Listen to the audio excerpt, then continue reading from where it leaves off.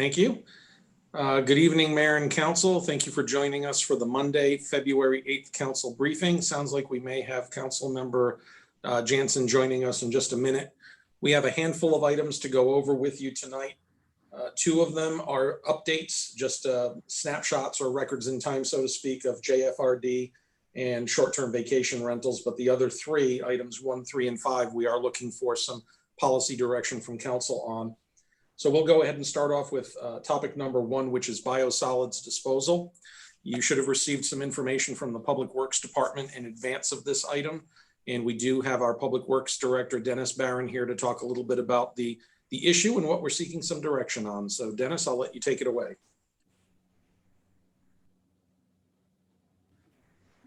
All right, Mayor and Council, thank you for letting me come tonight or speak tonight.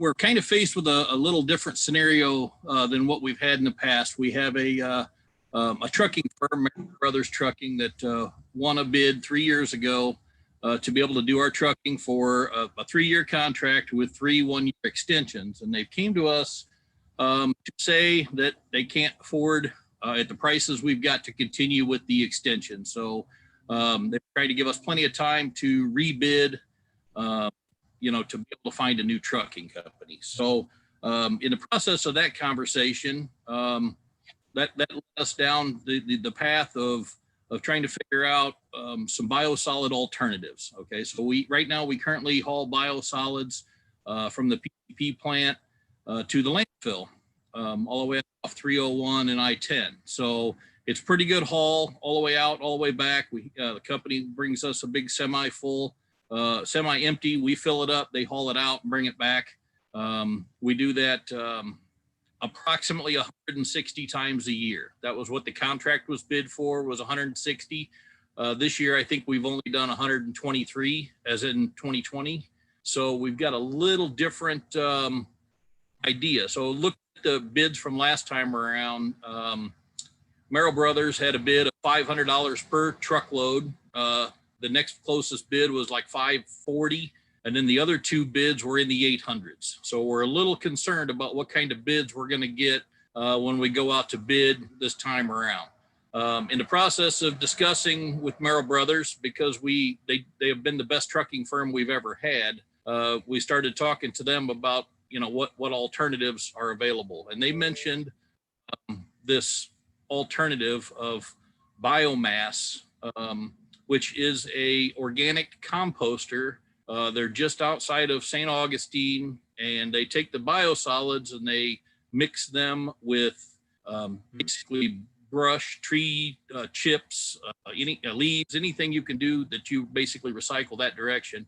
They mix it, and then they let it heat up for 14 days into a steamy pile at 160 degrees.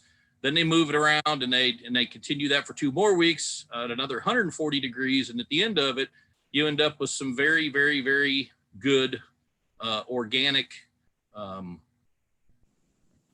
material that they can then turn around and use as compost. So this is, of course, is a green alternative compared to just sticking it in a landfill and covering it up with more garbage and continuing that process.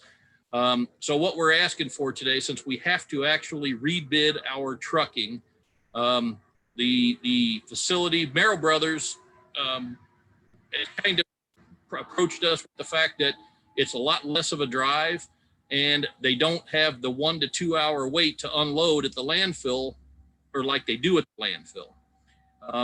As at the landfill, you are actually picking up this truck to a very high altitude, in my opinion, on top of packed garbage, which creates a very unstable load as this load releases out of the bed of the truck. They've had at least, Merrill Brothers has not had any incidents, but there was 2 incidents last year where trucks tipped over in the landfill because of their process. So that's part of the reason why Merrill's wanting out, is because of the risk factor of a truck dumping over in the landfill would not even come close to what we're paying as far as our contract disposal rates. So that got us thinking about this biosolid scenario, and then looking at the fact that we're trying to be a greener city as we have the ability to be able to make greener decisions. So what I've done is kind of put together an idea that while we pay nothing at the landfill for disposal, there is a $29 tipping charge per ton at the biomass facility. That is a new cost that we would have. And then also we expect that our trucking costs would go down because it's significantly closer, and you're taking that 1 to 2 hour wait away from the facility driver who has to get to the landfill, wait in line for his turn to dump, and then proceed to dump and then leave. So some preliminary numbers that we got kind of as a pencil sketch from Merrill Brothers is they expected our cost to go down roughly $7 a ton for delivery costs. So we're at that point where we're trying to guess what we're going to have for a new delivery contract cost, and the potential, what we really believe we're going to have is probably a 50% increase in trucking. The pencil figures we threw together so far appears that at 100% increase, we can do a better, greener alternative by recycling this. So we're kind of lost. We don't know whether we should just bid with the current trucking to truck it out to the landfill with zero tipping fees, or do we look at trying to save some cost in the trucking end of it, and then know that we have an additional cost in the tipping end of it when it gets to the biomass facility. I do have queued up a couple of pictures that we took while we were out there, and a couple of pictures that they sent us as well. I'm going to share those real quick. It's only like 5 pictures, so hopefully if Jacob can enable me to share.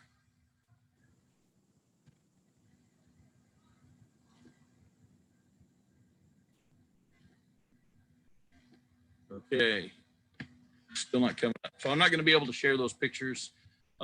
Anyway, it had a picture of the truck with it in the air, showing how big these trucks are, because this is a full-blown semi with a tip bed on it. So you can imagine a 53-foot semi getting way up in the air to be able to actually dump these materials. And so the idea of the catastrophic damage that would occur if a truck tipped over, obviously we have an $80,000 budget for trucking. We're expecting that our bids are going to come in somewhere in around $100,000 to $120,000 for trucking when we rebid it to go to the landfill. Our preliminary, of course, we would still want to bid these to make sure we get some good hard numbers before we made a true decision. We're expecting that somewhere around 160 would be able to truck it and take it to the new greener alternative that allows them to do it. And I can share those pictures after the meeting and be able to forward it to Mike to be able to forward out to the council so they can still review those pictures. But we're kind of looking for some direction because there is a budgetary cost to being green, as if there always is. Anytime you try to do something that's a little bit better, greener alternative, there comes at a cost to that.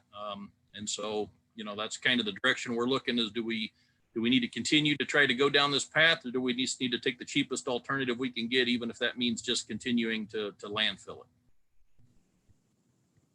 And with that, we'd be happy to hear what your thoughts are.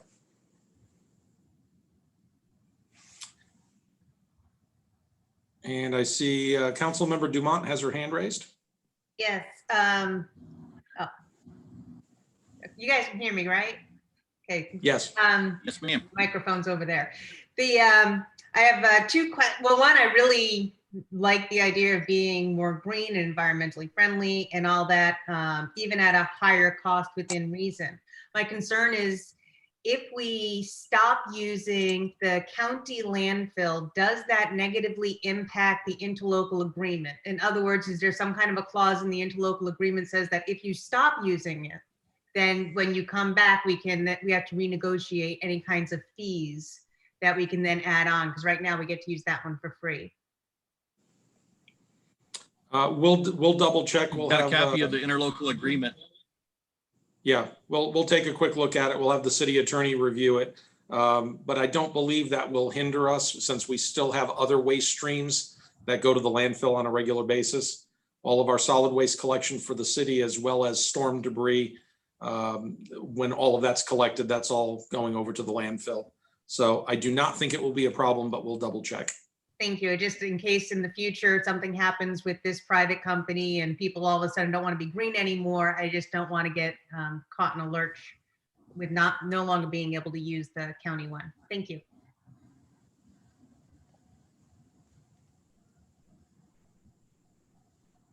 And I don't see any other council members with their hands raised. Councilor Stokes. I would just suggest at least getting the cost of the trucking, because I just ran some quick numbers, and if the trucking goes up to that $800 and $900 truckload number, it's almost a wash between the two. Whether we take it to the landfill or take it to the biomass facility. So it's hard for me to look at it and say one's better than the other if we don't necessarily know what the future cost is going to be. But like Councilmember Dumont said, anything that we can do to go green in the future is always good. But we do have to look at it, in my opinion, from a cost side as well. If the cost is going to be, it's right now double, but if this goes up to $800 per truckload, it comes out to $130,000 roughly, I think, per hauling cost. So that's almost a wash. So that would be, it's hard for me to personally say one way or the other based on the prelim numbers. Okay, thank you. Councilor Jansen, followed by Councilor Golding. Is there anything prohibiting us from getting estimates? I'm sorry, could you repeat that again? Is there anything prohibiting us from getting estimates? No, I think what the Public Works Well, Director is. Go ahead, Dennis. Well, while we have actually really had a really good business relationship with Merrill Brothers. Their scenario is they don't want to haul to the landfill due to the unstable platform of being able to unload it. Merrill Brothers has managed to all of their contracts where they were hauling to the landfill, they are now hauling to a various biomass style facilities within the state. We are their last contract that they have to be able to haul it to landfill. So that's why they're wanting to cut away from going to the landfill. Their preliminary numbers, like I said, we're showing a $7 cost savings, but what we would have to do is we'll have to get formalized bids. We're just trying to figure out how do we want to bid that? Do we want to bid it hauling it to the landfill, from the PCP to the landfill, as well as giving us a bid to haul it from PCP to this biomass facility, and then try to compare the bids and figure out what we're going to do and which direction. And I think our main goal was to see whether we were palatable of understanding that we were going from a $0 tipping to a $29 tipping cost, which is, no matter which way you cut the trucking part of it, that's an additional cost, an additional way of doing business.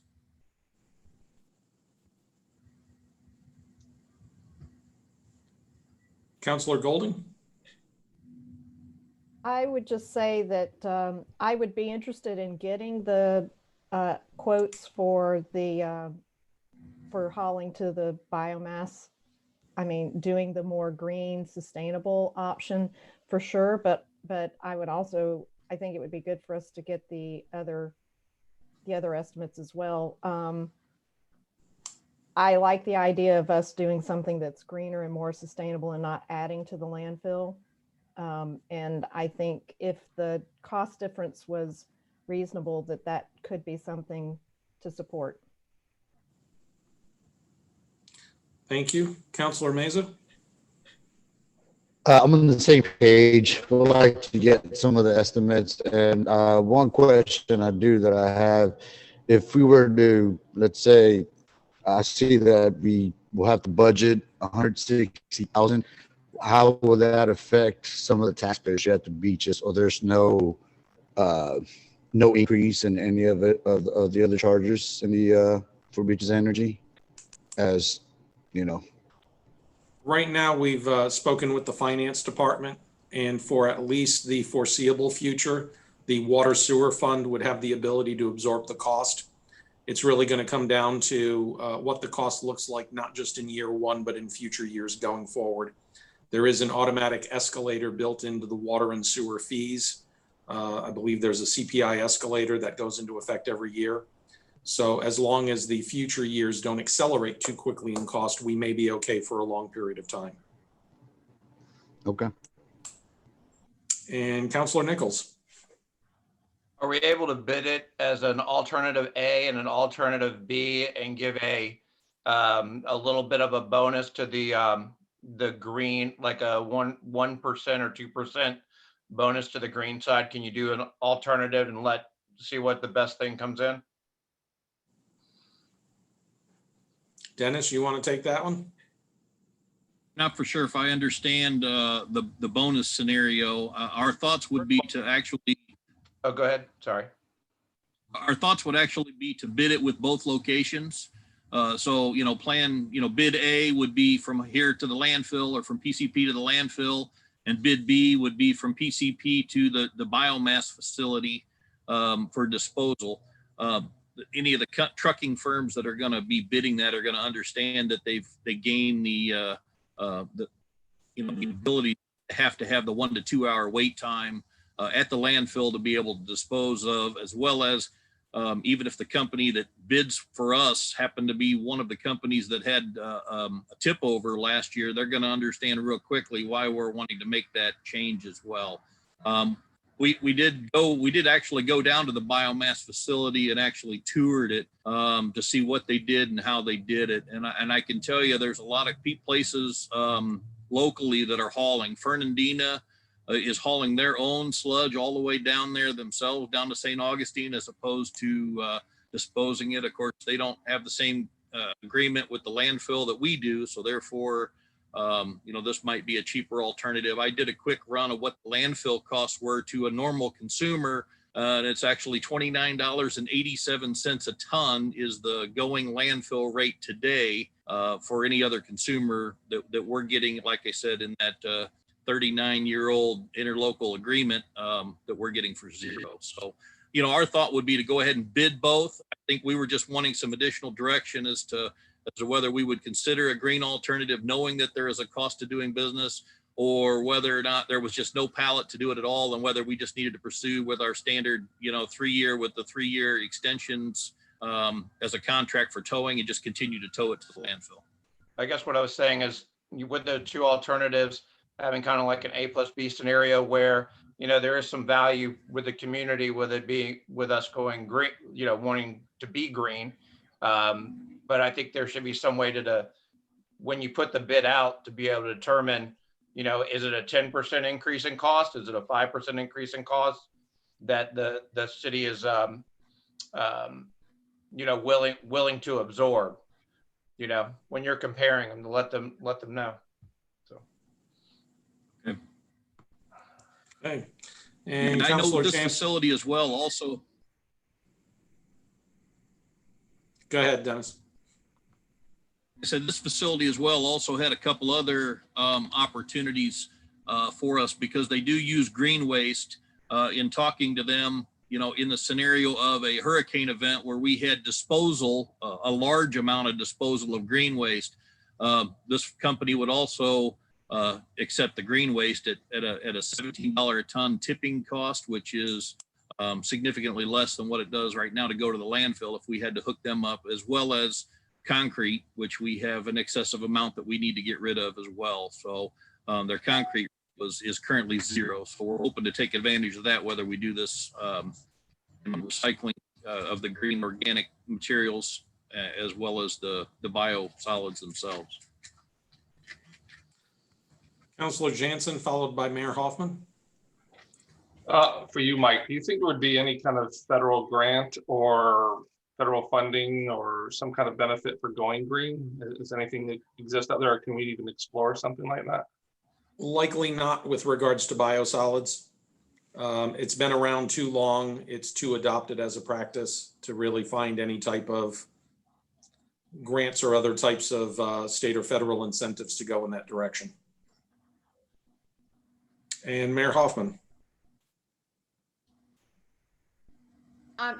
Dennis just picked up on when you talked about storm debris that we would have a tipping fee but earlier Mike said we do use the county's landfill for our storm debris. So we do have a tipping fee on the storm debris, or we don't? I do not. Yeah, we don't have a tipping fee on storm debris that we currently bring to the landfill. I believe the last big storms that we've had come through here, Ashley, our CFO, has indicated that's all been able to go to the landfill at zero charge to the city. Okay, There may be transportation and trucking costs to get the material there, sure. but you're ultimately paying zero at the landfill. So the question becomes, is the shorter trucking distance plus a tipping fee less than a longer trucking distance with no tipping fee? Gotcha. Is that what you meant, Dennis? Yes, Oh, wait. yes, ma'am, as well as, I'm standing corrected. I think Ashley, and I'm not sure she's currently a participant, and I don't know if we can bring her in, but Ashley is indicating that we do pay a tipping fee for storm debris. And I'm not sure if that's just for green material or if that's for all construction and demolition debris as well. Jacob, I'm not sure if there's the opportunity to bring her in. I'm here. Can you hear me? We can. So with regard to our hurricane debris, we do pay tipping fees on the vegetative and construction debris as part of that contract. Okay, thank you. I just heard no tipping fee and then yes, tipping fee in the same conversation. So just wanted to clarify. Good catch. And I think that, I think Sandy's or Councilmember Golding stated it exactly the way I feel. I would like to see the actual numbers, but I think if it is not overly cost prohibitive, it's certainly, I would support going for the more environmentally friendly option. Does this company sell the mulch product back? And is this something that our municipalities purchasing it? How does that work? they do sell the materials back. They have two grades of material. They have one that's a quarter and smaller, and one that's 3/4 inch and smaller.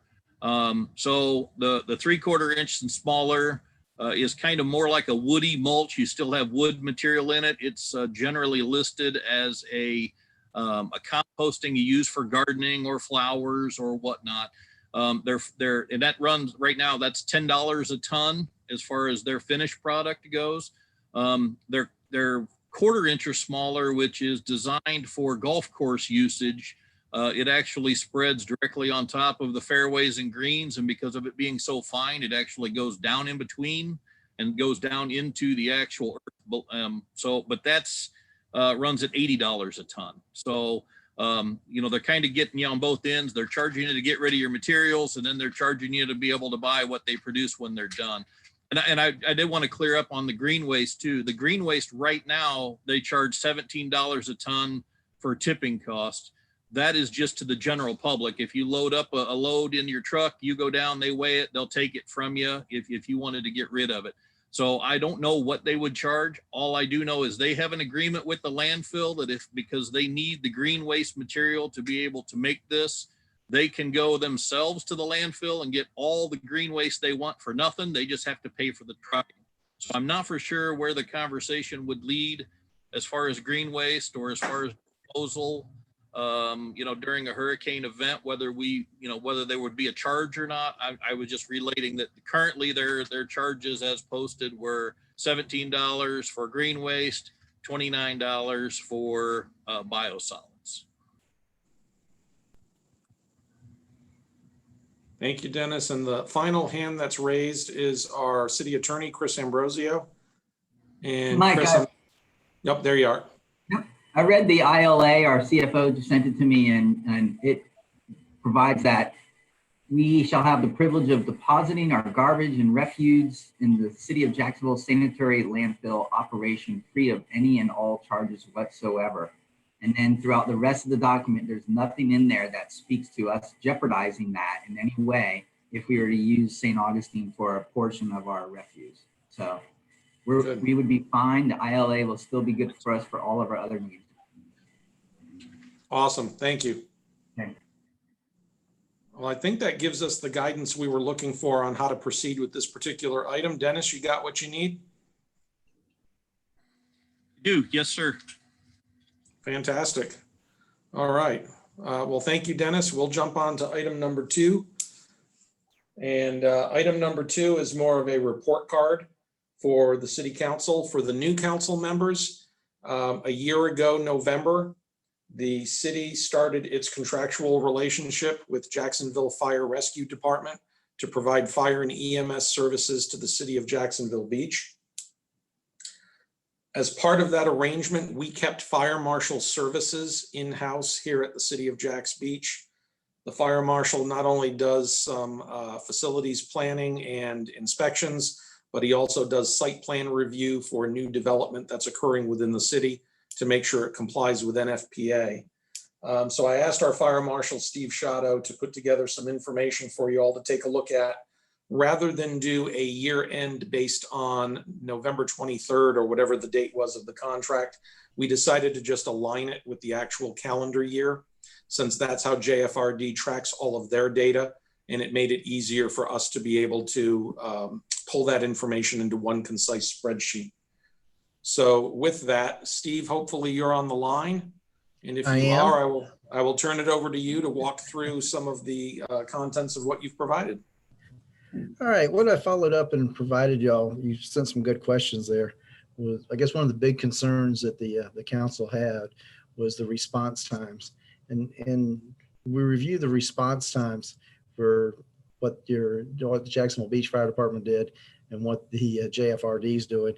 The Jacksonville Beach, our response times were 4 minutes and 7 seconds, and JFRD's 4 minutes and 8 seconds.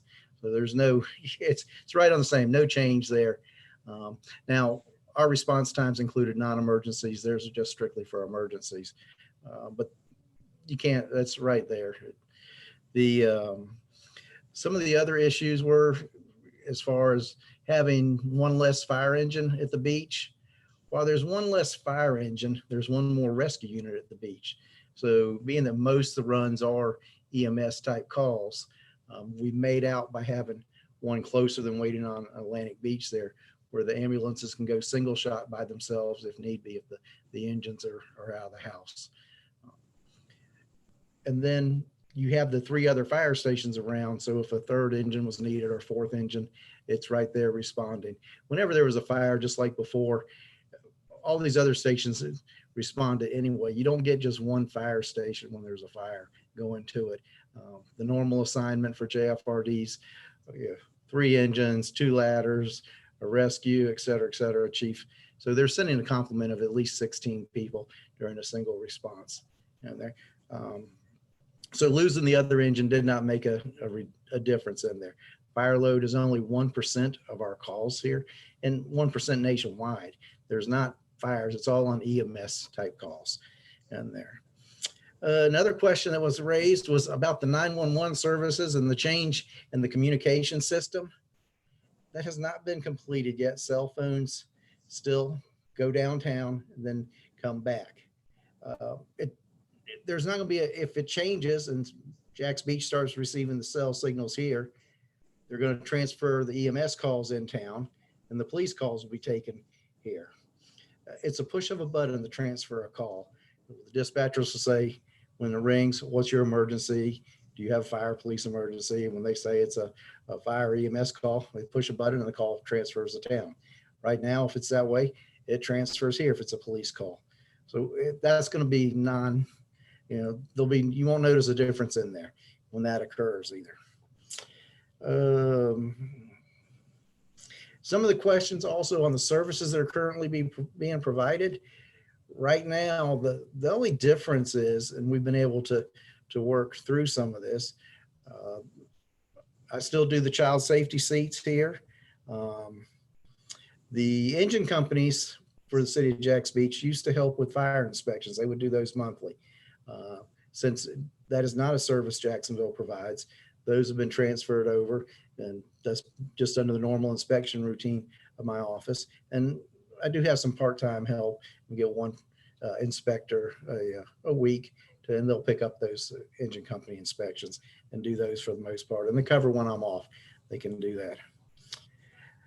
The Other things that are out there is the CPR. There's a question about the CPR training. To my knowledge, none of the departments have asked for it. All they have to do is ask, and I'm sure Jack's Fire will send it's in the contract. They'll send somebody from the training academy out to do those inspections in there. The smoke detector program, while the fire department doesn't do it, I do have a contact in their fire prevention office. And the way it's been working, because there's very few that call actually downtown for it. They'll refer, I've done one from Jacksonville that got referred back out to the beach in the year. So there was only one that actually called them for it. I receive most of those myself here in the office when we run the ads and response and informational bulletins out of the beach's leader. It's just people just call our number because we're accessible. It's easy to get hold of, and trying to get hold of downtown's a little different.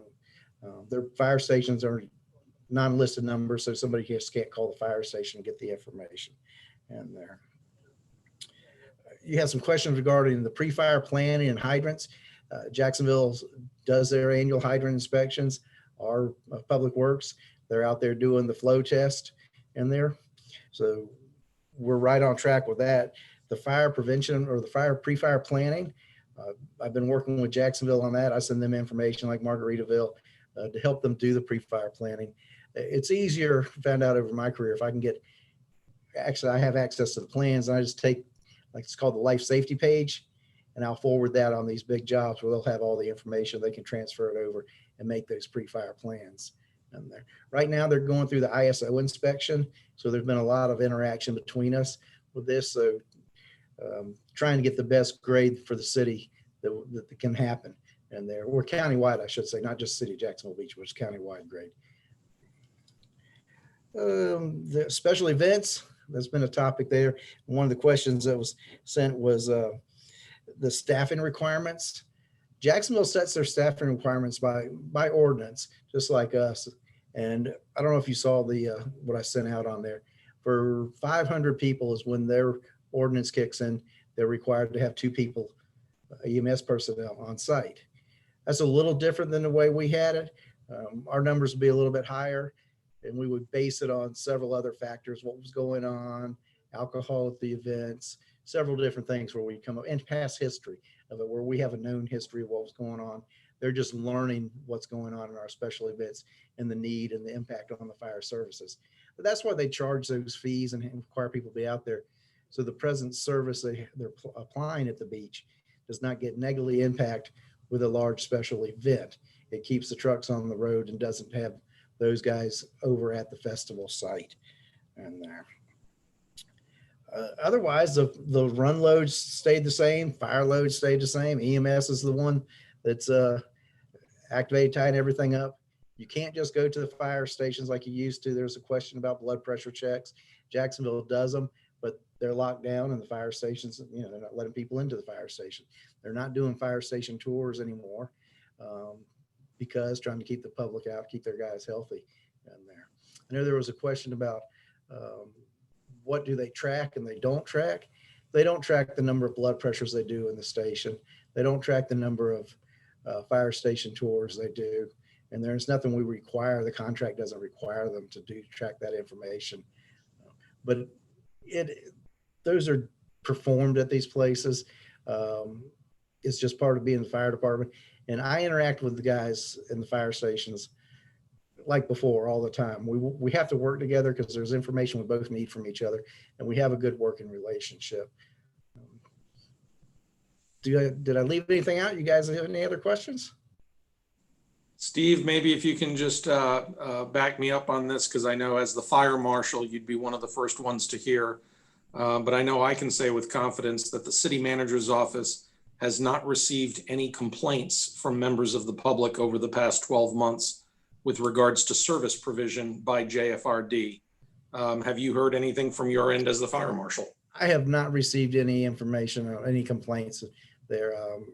Things are going fine as far as I can see. There's no, they've got a really good group of personnel out here, and they've worked hard to do that.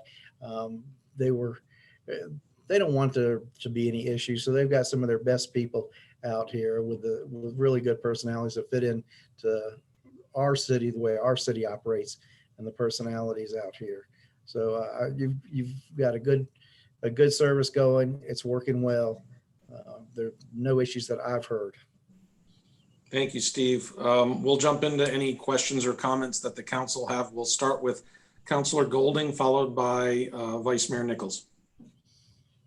Steve, thank you so much for putting this information together and giving us this this review.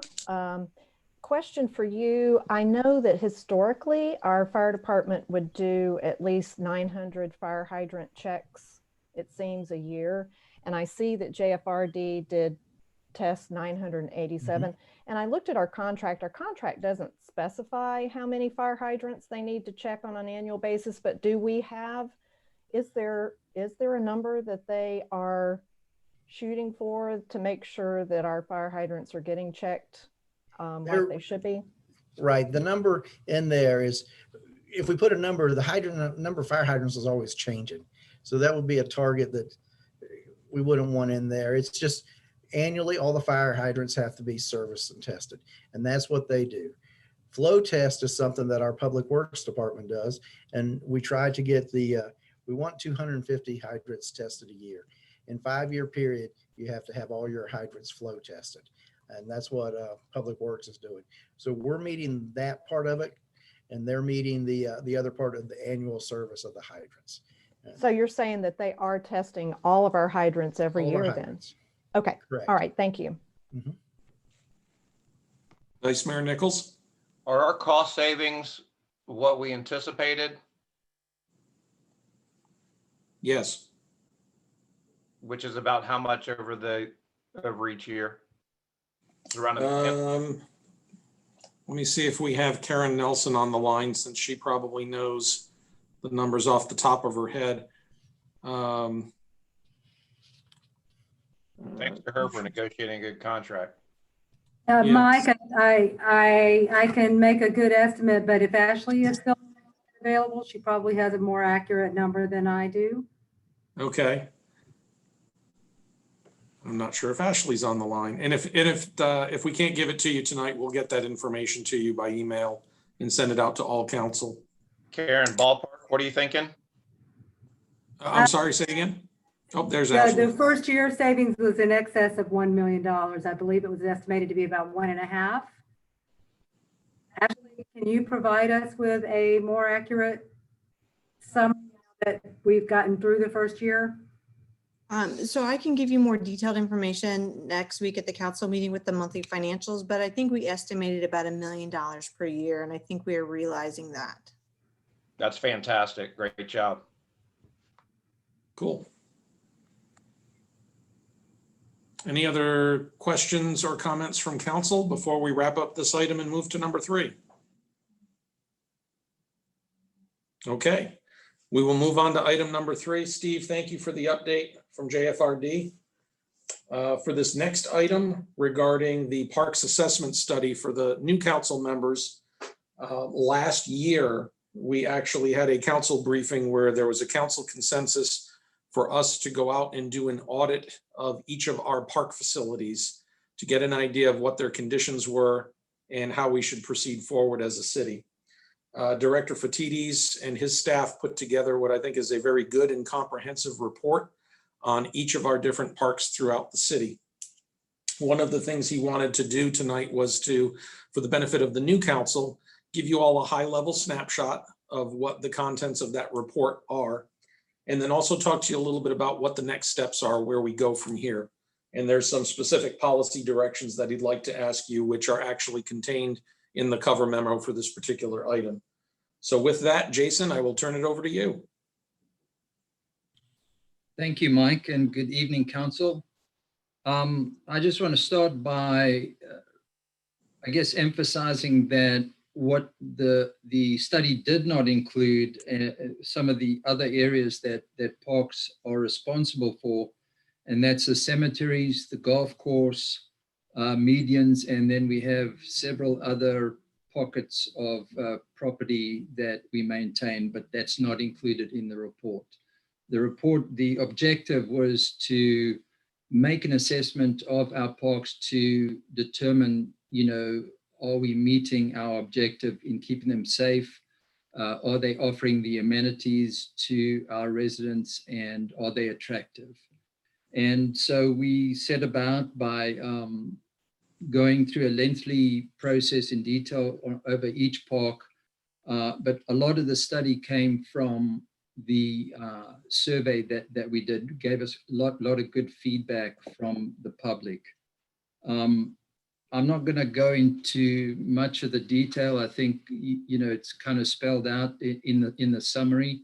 And, you know, I do want to give council the opportunity to ask any questions, and then perhaps we can get into the direction that we're asking from council tonight. So I'll open it up if you have any questions regarding the study itself.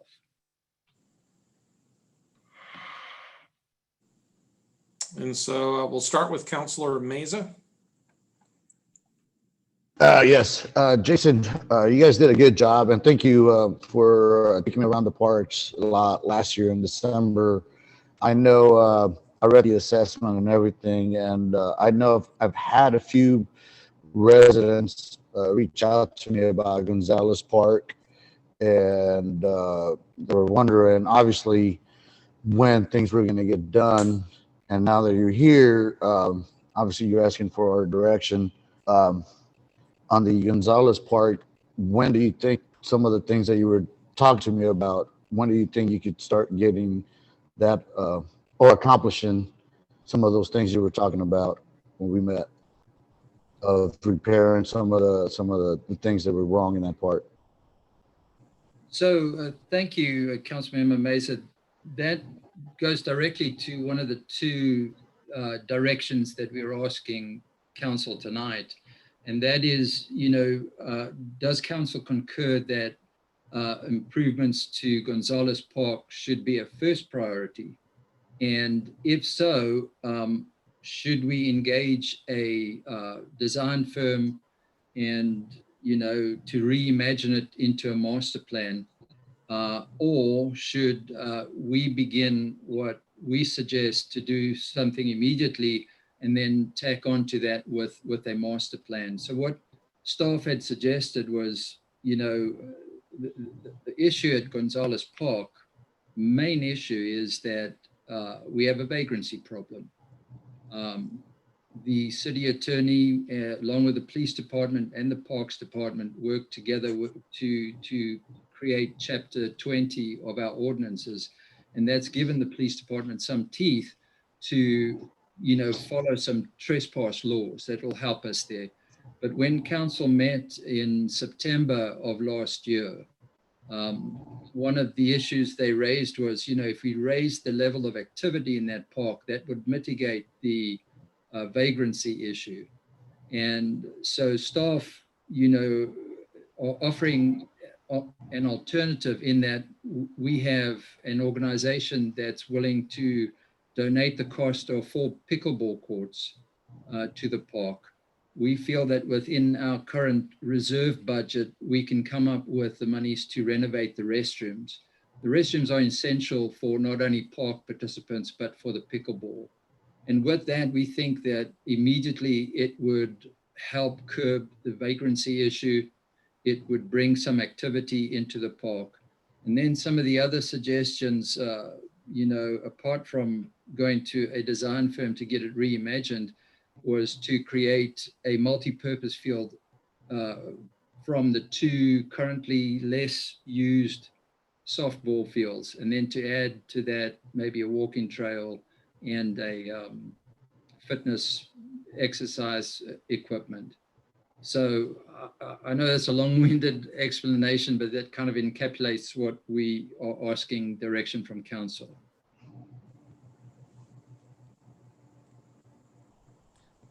Councilmember Dumont, followed by Councilor Jansen. Thank you.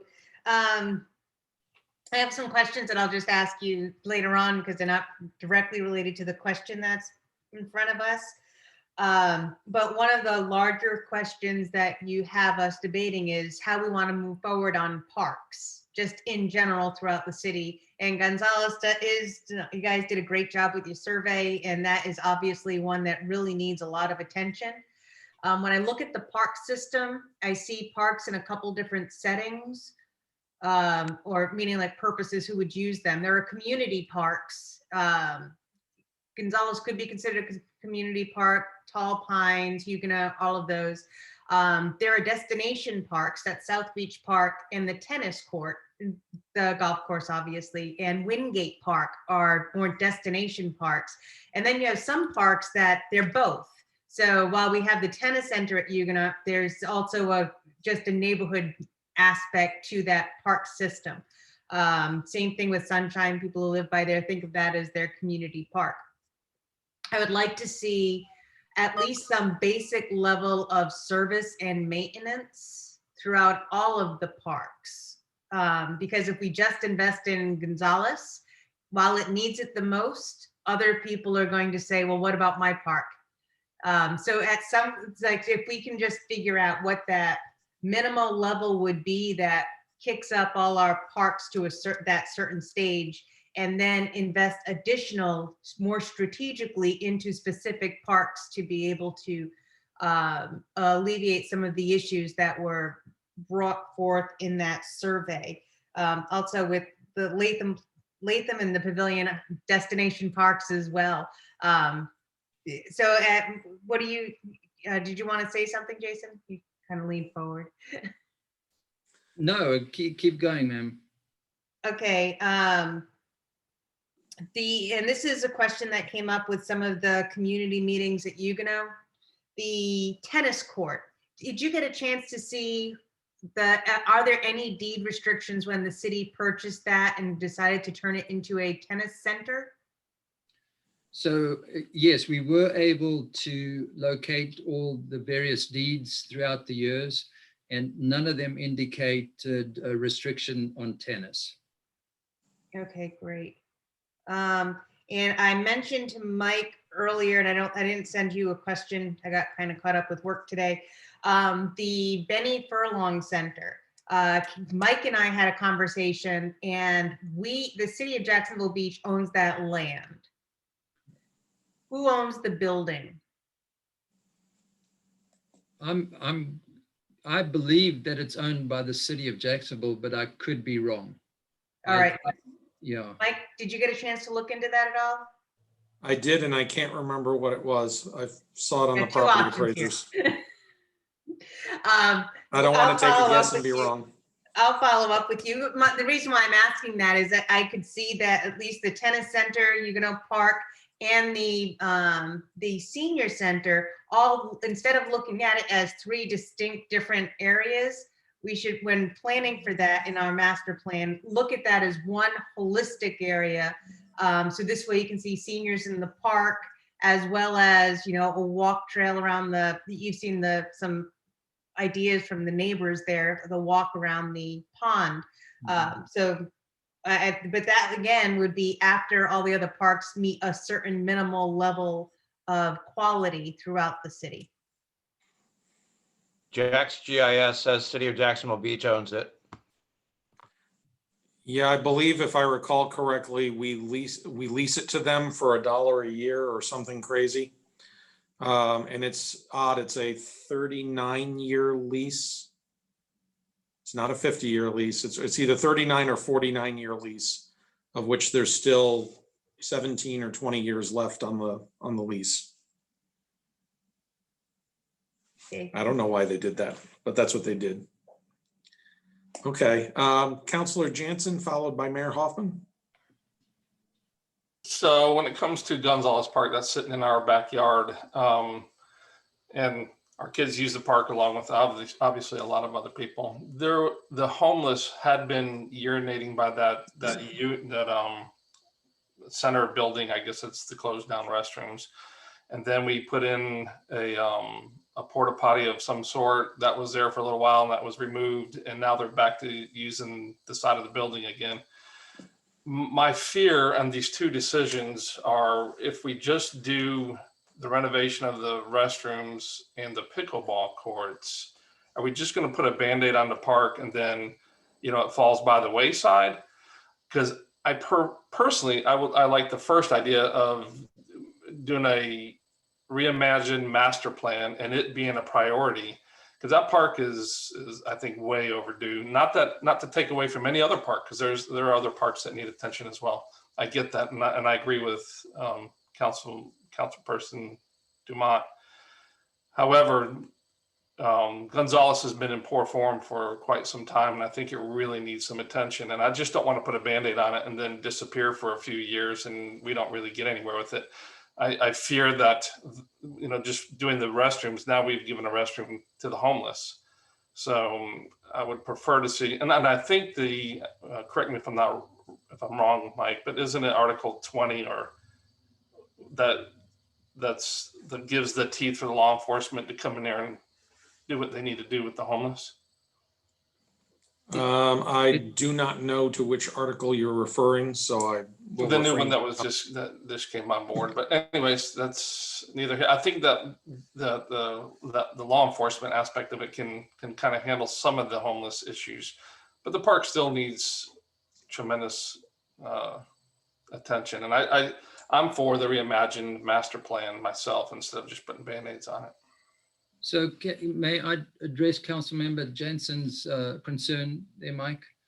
Yep, go ahead. Certainly, we are not advocating a Band-Aid. What we are advocating is if we renovated the restrooms immediately and constructed the pickleball courts, that would immediately bring activity to the park. Thereafter, we can then continue a master plan that park desperately needs to bring it up to, say, a standard of what we have on the south end. So it would be step one and then step two. Again, staff's concern is to do something, in immediacy. One of the things that jumped out personally to me when I read the responses to the survey, which resonated, was one couple were moving away because they couldn't tolerate the safety factor brought about by the vagrancy. And so I think it's essential we do something, and whether we do it, we delay it with a master plan or do something now with the pickleball and the restrooms, and then continue the development of that park. We've also, I wanted to mention that subsequent to the council briefing rather, in September, we did reach out to the Gonzalez community, and we had quite some good engagement with them to find out what they would prefer. And so, we have a good understanding. We do think that, should council give us the direction to move forward, not only with Gonzalez Park, but all the parks, is that we would engage the community, get their ideas, their input, suggestions, what they want to see. We have done that as Councilmember Dumont mentioned at Huguenot. We also did it at 12th Avenue South. And overall, we're pleased to say that our citizens are proud of the city and they love the parks and they want to be engaged. And I think we need to keep them engaged. Yeah, I'd like to see what the continuation is then, instead of just it being a, unresolved plan. Mayor Hoffman, followed by Councilor Golding. We can't hear you, Mayor.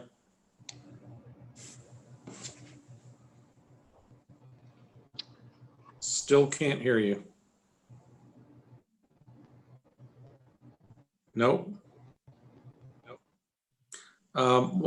Councilor Golding, we'll jump over to you and then we'll see if Mayor Hoffman's technology is working.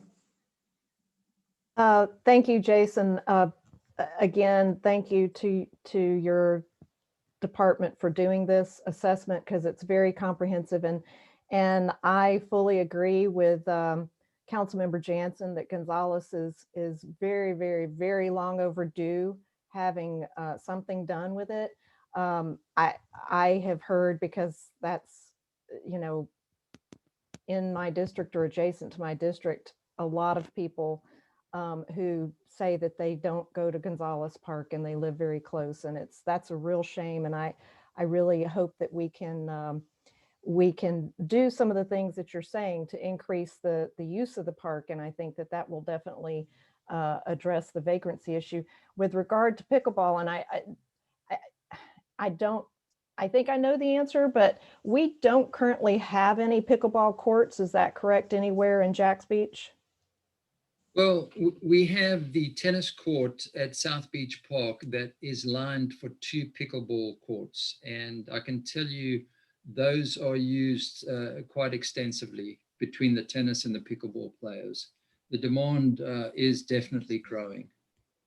And I think it's wonderful that there is an organization that would donate the pickleball courts. Another question I had would be, do we have the parking at Gonzalez Park to support, the usage of the 4 pickleball courts? I believe we do, but just want to confirm that with you. I believe so, Councilmember Golding. Pickleball, if we put 4 courts, there'd be 2 to each side of the court. So you're looking about 16 people at a time, and that could certainly be accommodated with current parking at Gonzalez. Okay. And I do like the idea of a reimagined Gonzalez Park, but I would also be supportive of going ahead, because we have the offer from the organization to install the pickleball courts and update the restrooms, but also with the plan to, also in parallel, start working on that master plan or the reimagining of Gonzalez Park. Thank you. Let's try Mayor Hoffman again, and then we'll go to Councilor Dumont. Can you hear me? You're very faint. I could talk earlier. Can you hear me at all? We can hear you faintly, but we can hear you. Okay, so I'll speak loudly. I agree with Gonzalez Park being first, but I don't think that we should let pickleball be the tail that wags the dog. If we do if we have professional consultants that help us reimagine this park, what if they say that's not where the bathrooms should be? And we've just spent money upgrading and repairing the bathrooms. If you look on page 22 of the Gonzalez Park aerial photo, there's a full quarter of that park. I drive by this park twice a day at least. There is a full quarter of that park that is a walking trail to nothing. And it looks like a very poorly planned park. And I fear that if we don't put a plan in place first before we start making improvements, that we're going to end up with something like this. I've never seen a single person using that walking path. It would be one thing if it was a walk around a lagoon at Huguenot Park or something like that, but it's literally just a walk around in a circle in the middle of a park. It's not a running, it's not a track, it's not an exercise path, it's just a sidewalk in the middle of a park. So I feel like we're going to piecemeal a park together if we start with pickleball. I support a holistic approach. Pickleball might not be the right thing for this park, but I think we need some help deciding what it's going to be. And I also would say there's not a lot of parking. Most of the parking that happens at this park when they have kickball tournaments and things like that is on the grass across the sidewalk on the north, or on the east side of the park. There's a little bit of parking on the other side, but parking is definitely an issue over there when they have big kickball and lacrosse games and things like that. Thank you, Mayor. And Councilor Dumont. Thank you. I agree with Chris. I would like to see the full master plan for not just this park, but for all the parks, to make sure that they're integrated into each other. So we don't end up with just one South Beach Park and a whole bunch of Gonzaleses or whatnot. So, but in the meantime, I think we should do something. I think installing 4 courts is a little bit more on the extreme. I can see just, fixing this isn't an easy one. I guess how I want to look at this is time-wise. If we were to say, yes, Jason, pickleball, it's the thing, let's do it. When would you actually have shovel in the ground and people would be playing pickleball? How far into the future would that be versus us holding off, developing the parks master plan. And let's say pickleball, it's determined that that is the thing that's going to fix the park. What's the time difference between having the plan that says that than us just kind of picking it and doing the sidewalk in the middle versus the sidewalk in the middle of the park? So if we went with the pickleball, we'd need to go to council, get council's approval to accept the donation for the court, the construction. That would take a month. To construct the courts, it would take probably about 3 weeks.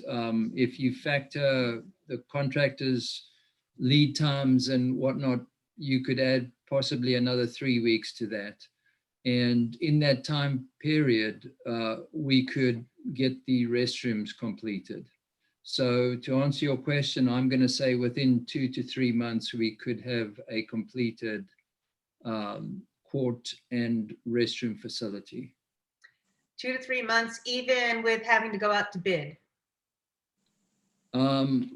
If it's the donation, we would not have to go out to bid because we could use the same company that would construct our 8th tennis court, which would be on a piggyback or a universal bid. And But then, we're on hold for that 8th tennis court though. yes, we are, but the company is with what they call U.S. Communities Trust. It's an alliance that is a government, solicited purchasing agreement that we could piggyback off. And how long do you foresee it taking to develop the parks master plan, seeing that you've already done a great job gathering the data, we've identified the assets that we have? So we would advocate to put the design costs into next year's budget. So we would in next year then engage a design consultant. That process would probably take the whole of the next fiscal year before we break ground at an estimate. Okay, I'm just writing this down. Just to further information on the last question, Ms. Dumont, is with the construction of the restrooms, we do have a contractor under continuing service contract that looked at those restrooms and gave us the estimate of approximately $50,000 to turn them into what we currently have at South Beach here and at Oceanfront Park is a 4-stall restroom, 2 each for male and female. Thank you for that. And this is a hard decision to give direction on because it's something that needs to be done immediately, but I don't want to waste resources, even if they're donated resources. If it ends up not being what parks designers see that works in that park. I'm looking at the picture that Chris noted on page 22. Where would, if you're there, where would you see putting the pickleball courts? And 2, is there any thoughts on creating a parking lot? So to increase the parking for that park?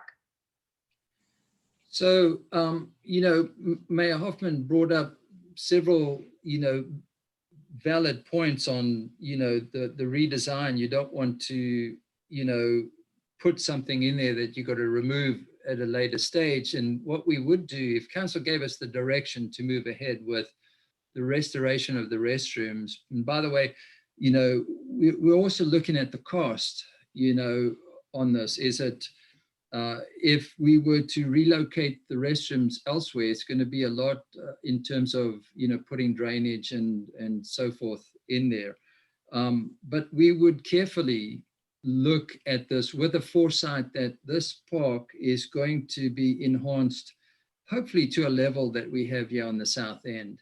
And so we would engage, at some point, some professional help to decide, to look at this from the now and also what it may look like in the future. So we wouldn't just say, okay, this is a great spot, we're going to put it there. We'd try and get some help with that. Maybe engage a firm for, a nominal fee to help us with that. One last question. No longer on Gonzalez. I'm going to jump over to 12th Street Park. I noticed in the survey results, and I don't know if this was decided after or if this was a thought afterwards.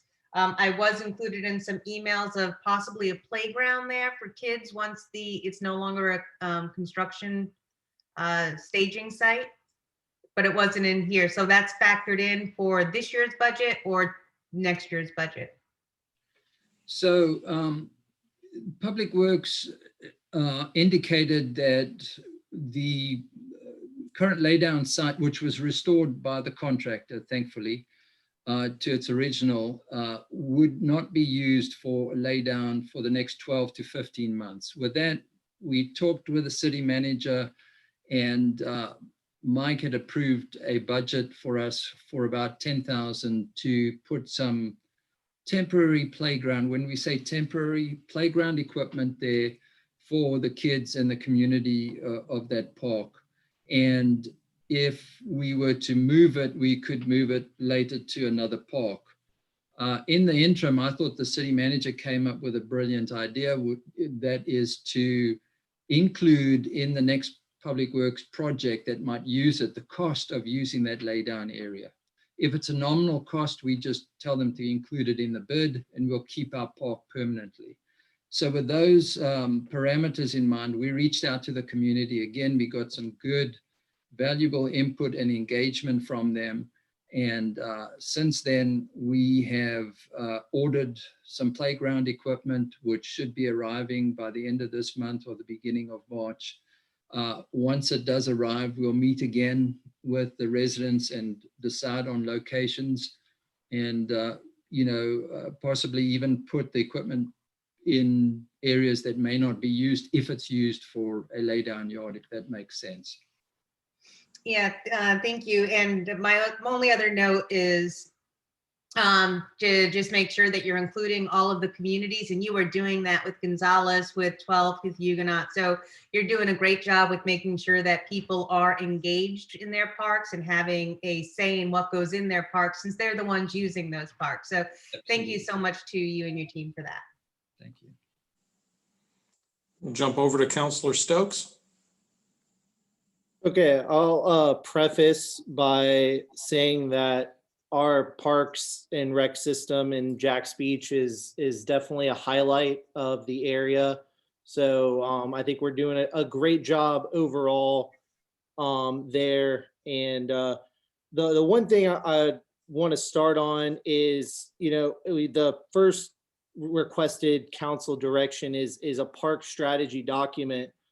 I think that's going to be very much needed because in your assessment, every park has got a lot of issues that, trash cans, benches, shade areas. So we definitely need a plan moving forward in the coming years on how to take care of these. You have them rated 1 to 5. There's a lot of 3s and 2s. Every park has got some 3s and 2s in there. So, in here, it just says Carver, Huguenot, Tall Pines, really needs all of them.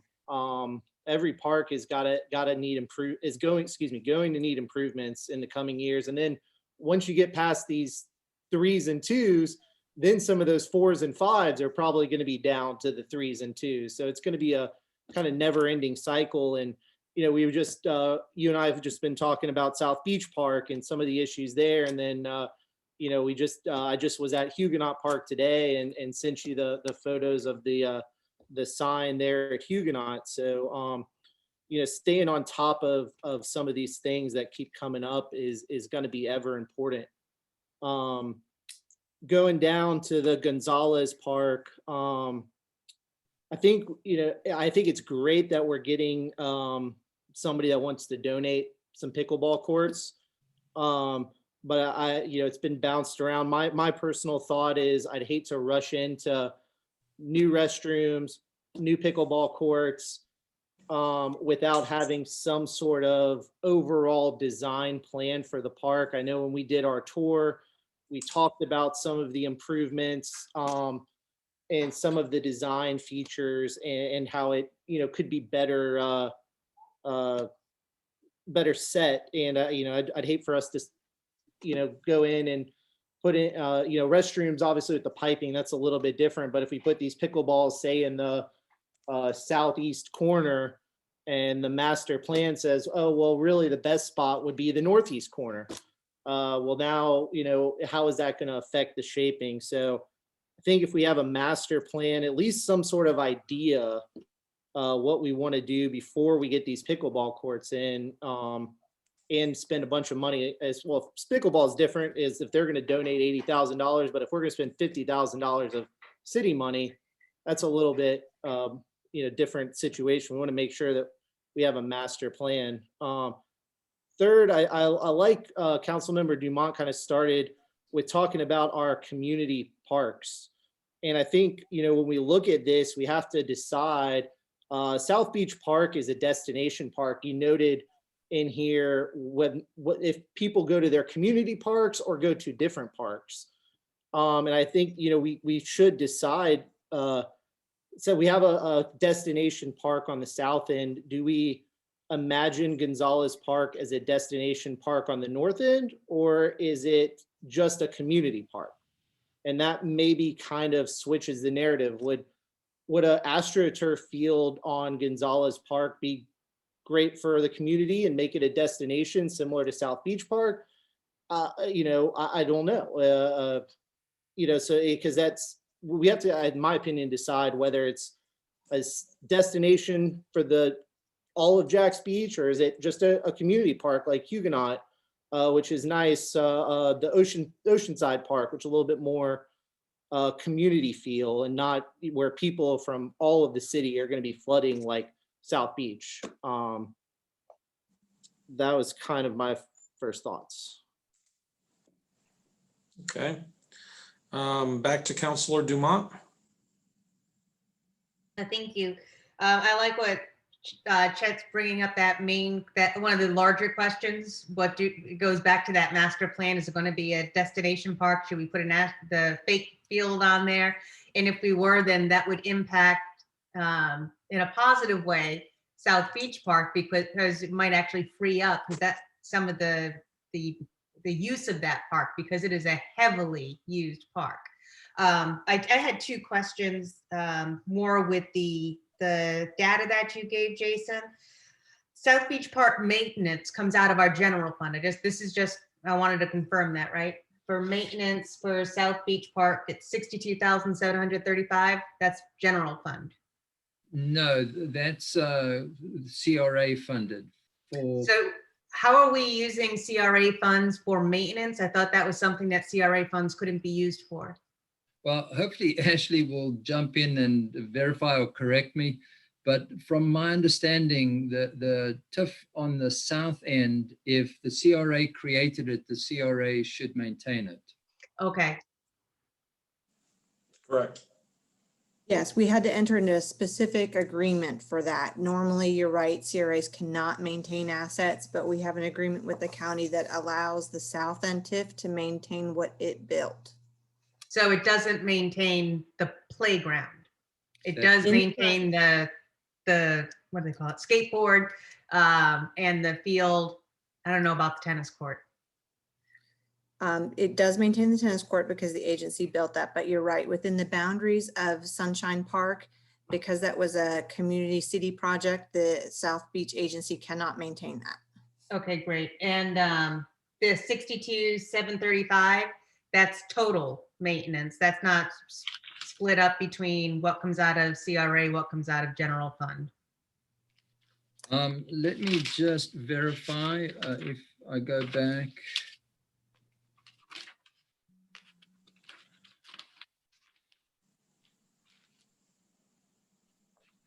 So the landscape, the cleanup, the pesticide, yes, that's everything on the CRAs, Dan. Okay. And my other one, it's anyway, staying in South Beach now. There's no more parks. I'm just kind of working my way south. Have we decided if we're going to move up the replacement of the playground from 2024 to 2022 budgets? Yes, we're going to advocate that we bring it forward to 2022. Thank you. Counselor Golding, followed by Mayor Hoffman. So Jason, do I understand, based on a previous question that was asked about timelines, that if we were to do a reimagining of Gonzalez Park, that we wouldn't see any shovels in the ground for, did you say 1.5 years or more? That's correct, Ms. Golding. Okay. Because we would include the design fee in next year's budget and then go out to bid. And yeah, I imagine that process at least 18 months or so.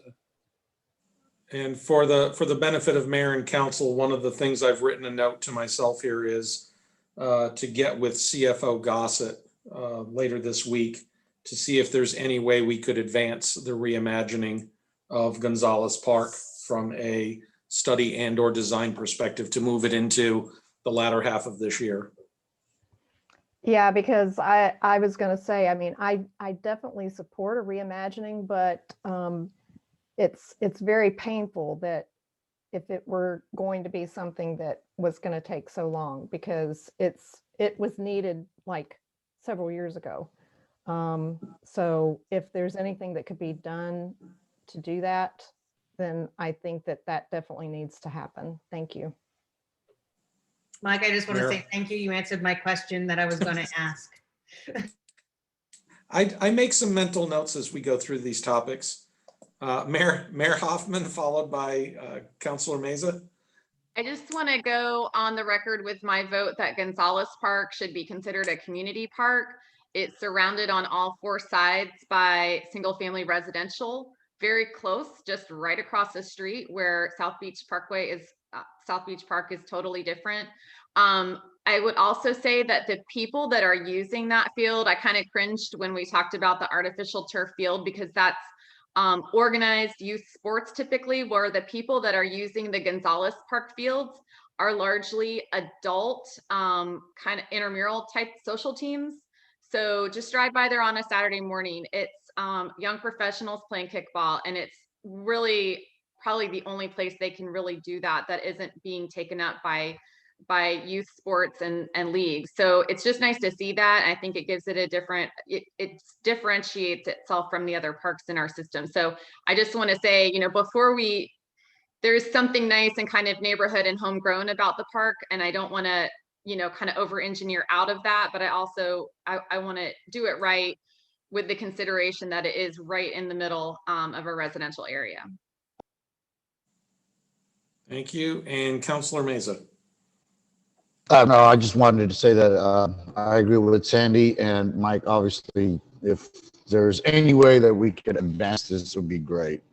I mean, this park, obviously, everyone's saying that it needs major help. And from what I remember when I used to go there and practice playing soccer, it really didn't give me that field. And the times that I've driven at that park, I've hardly seen any families playing on the swing set. So if we could work on this park sooner than later, would be great. That's all.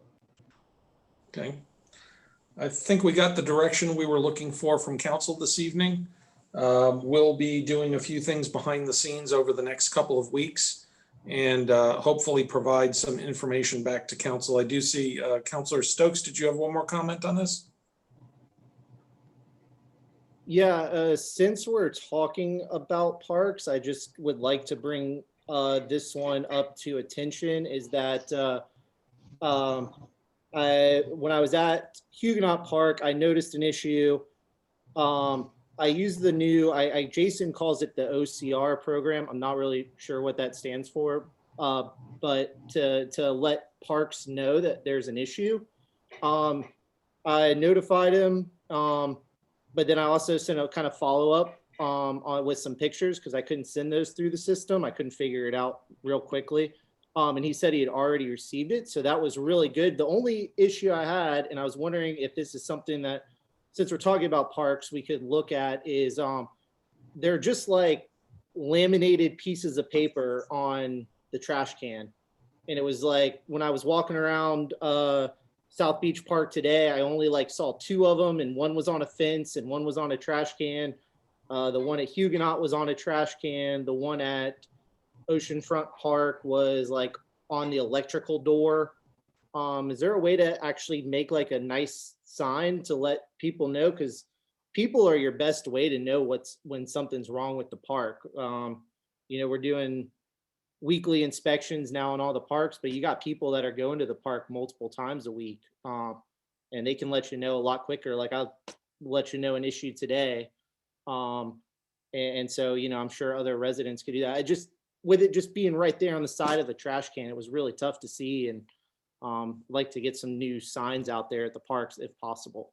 I feel like it'd be pretty inexpensive. Yeah. So that was one of the results of this parks assessment study. And I got to credit Jacob Board, who came up with that idea. We thought we'd just put a telephone number up and stuff, but Jacob came up. The laminated signs were a temporary thing, and we've got to come up with a more permanent solution. But the more of them we have, the more chance we get to hear feedback from those that are using our parks. But it's been a successful program. We're going to push it through and develop it even more. But thank you. Excellent. I was happy to see it today, so thank you. Okay. Mayor, I noticed your hand is still raised, but I'm thinking that was from before. Okay, thank you. All right, Jason, thank you on this one. You and I will get together on Thursday, I think, and we'll have a bunch to talk about. We're going to jump into item number 4 on the agenda now, which is again, similar to JFRD. It's more of just an informational update for council. For the new council members, just so that you're aware, the city of Jacksonville Beach is currently regulated by the state with regards to short-term vacation rentals. There has been language on the book at the state level for a number of years now that prohibits communities from precluding short-term vacation rentals from occurring within their communities. The only current avenue that is open to us right now to have any type of control over short-term vacation rentals is with regards to a registration and or inspection program.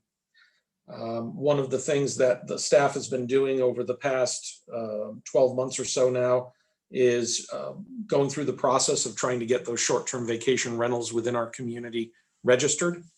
Specifically, we're looking at those that are the single-family residential properties, not necessarily the condos that are on the beach, but the single-family homes that are actually back in neighborhoods, trying to make sure that they do the right thing with regards to their registration and ultimately their taxes and fees that are paid to the state. We provided you with some updates with regards to the actual numbers that we're seeing. We are working with a third-party vendor called Host Compliance, who is doing research and submission of notification to each of the different properties for us. We do keep running into the issue that there are a lot of short-term vacation rentals in Jax Beach, but there are only a certain number that actually fall under the control of the ordinance that we're putting in place. And those properties tend to move fluidly from being a rental to not being a rental. If you take a look at the attachment information that we've given you, you can see some of the data and information that is in there. One of the other things that we also wanted to provide to you as well was a quick update with regards to state legislation. Over the past couple of years, the state has started to make a push, or I should say individual legislators have made a push to go to a full preemption of local governments with regards to short-term vacation rental. Last year, there was a bill that was proposed by Representative Jason Fisher, who is out of the Mandarin area of Jacksonville metro area. And he was pushing for full preemption, but did not have a companion legislation from the Senate. This year, there's actually two bills that are being proposed, House Bill 219 and Senate Bill 522. Those bills contain identical language. It would preempt local jurisdictions such as ourselves from having anything to do with STVRs, short-term vacation rentals, and would take the issue of licensing, registration, and enforcement and shift that requirement all to the state of Florida. So with that being said, we provided you with the STVR updates from October of last year.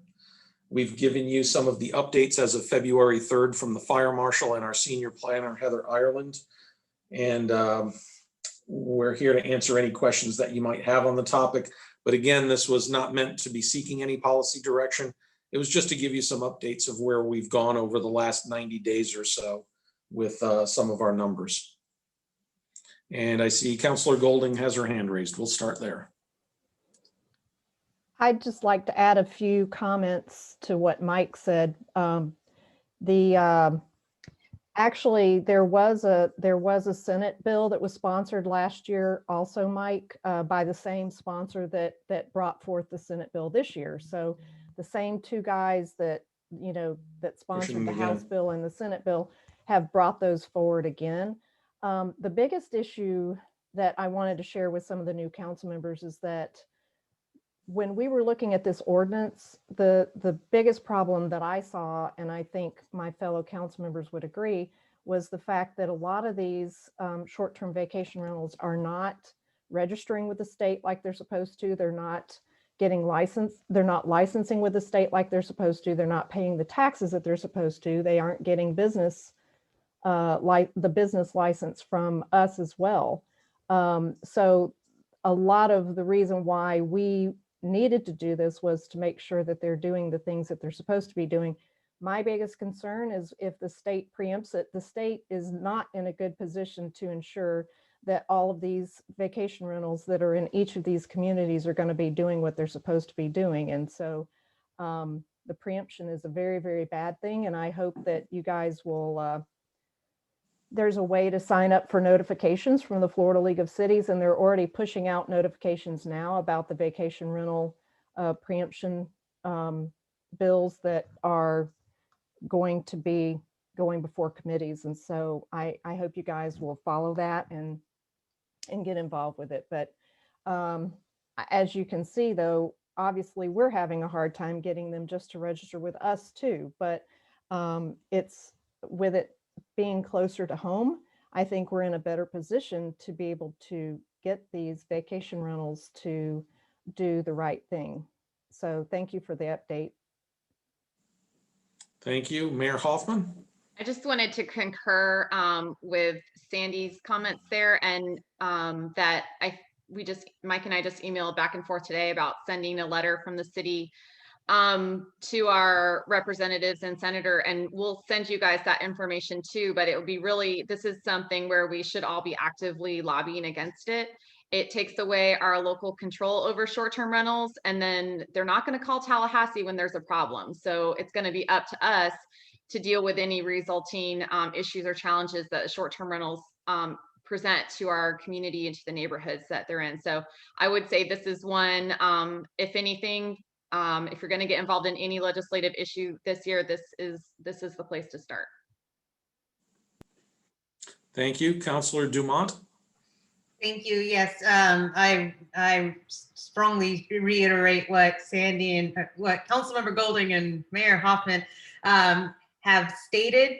And for the new council members, I don't know how much you paid attention to this when we were trying to get this ordinance passed. It wasn't just that they weren't paying taxes and registering, which was important, but people in residential neighborhoods in RS1 and RS2 zoning districts now had hotels, little mini hotels operating right next door to them or right all around their houses. And it greatly diminished their quality of life. We could not regulate where these where short-term rentals were located, nor the length of stay. But there were other things that we could regulate, and that was the ordinance that we got passed. That if this passes through at the state level will be thrown out the window. Of concern to me when I looked at the data that Steve provided, and thank you, Steve, for this, I appreciate it. You always punch above your weight. And this is something that I think is really key. When you look at the rental inspections, how many did not pass and what they did not pass for. And so some of these were not for not having smoke detectors, non-compliant kitchens and bathrooms, and those can cause fires. Missing smoke alarms. 23 didn't have smoke alarms, and they rent these places out. And so that puts our visitors at risk. And so these are the things that we are really fighting for, that we as a community should be able to say that if you're going to rent out your house for short-term rentals, you're going to do it, which is fine, but we want to make sure that our visitors are safe in our community, and we should be able to say what that looks like. So Steve, great job. Thank you for the information, even though it was disturbing as to how many did not pass. Welcome. Counselor Golding, followed by Counselor Stokes. Yeah, sorry, I just want to do a quick revisit, and I do apologize. I hope everyone doesn't think that all I care about is the money, but because actually I had a short-term rental that was behind my house for about a year, and let me tell you, it was not a pleasant experience. And so I understood what some of my neighbors in other parts of the city have dealt with, and it's not all the time, but unfortunately, it's enough to make it not enjoyable when you're living in your home and you have like loud parties late at night, and a lot of cars parked everywhere, and so anyway, just want to make sure that people understand that definitely it's how it impacts our community as well. But yeah, I will mention too, I was serving on the Municipal Administration Committee Policy Committee for the League of Cities, and this is the #1 priority for that committee. So it's definitely something I hope the rest of you will get involved with as well. Thank you.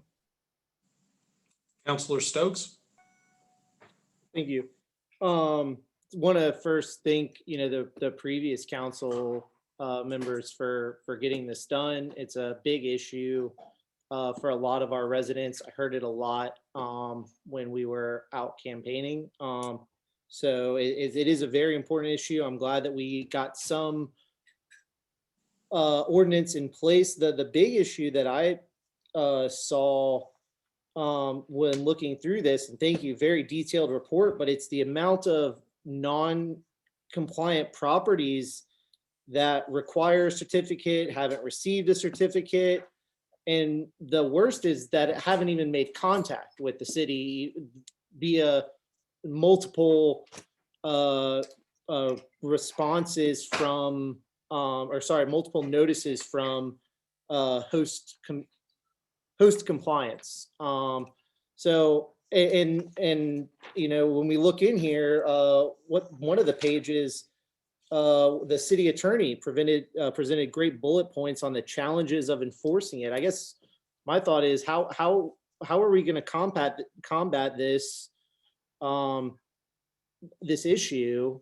Because there are good ones out there that have gone through the steps and registered, but there's also a lot out there apparently that haven't done that. And the attorney brought up some really valid points on how difficult this is going to be to for us to enforce. So that's kind of point one is what is our kind of plan of action there. Number two is, do we have something in place for, is there any other company out there that can do what host compliance does? I remember we talked, the previous council talked about it, but I can't remember the exact details. But you noted that the annual fee is going up from $10,000 per year to $18,000 a year. It's a big increase there. Is there somebody else to do it? And then I remember third, just real quick, I remember the previous council conversation that there is a number to call, but on the weekends when a lot of these vacation rentals were happening, it just went to a voicemail. like if you called on Saturday, it went to a voicemail and then there was follow-up on Monday and like a lot of the people were already gone. Do we have we got something in place now to solve that issue? Have we worked with host compliance for something on the weekends? Do we have somebody that can respond on the weekends? So those are kind of my 3 points in looking through this whole short-term vacation rental update. Thank you, Counselor Stokes. To maybe just touch on each of those 3 elements. The first one with regards to enforcement, we have not gone down that road yet. We are still trying the voluntary compliance route first.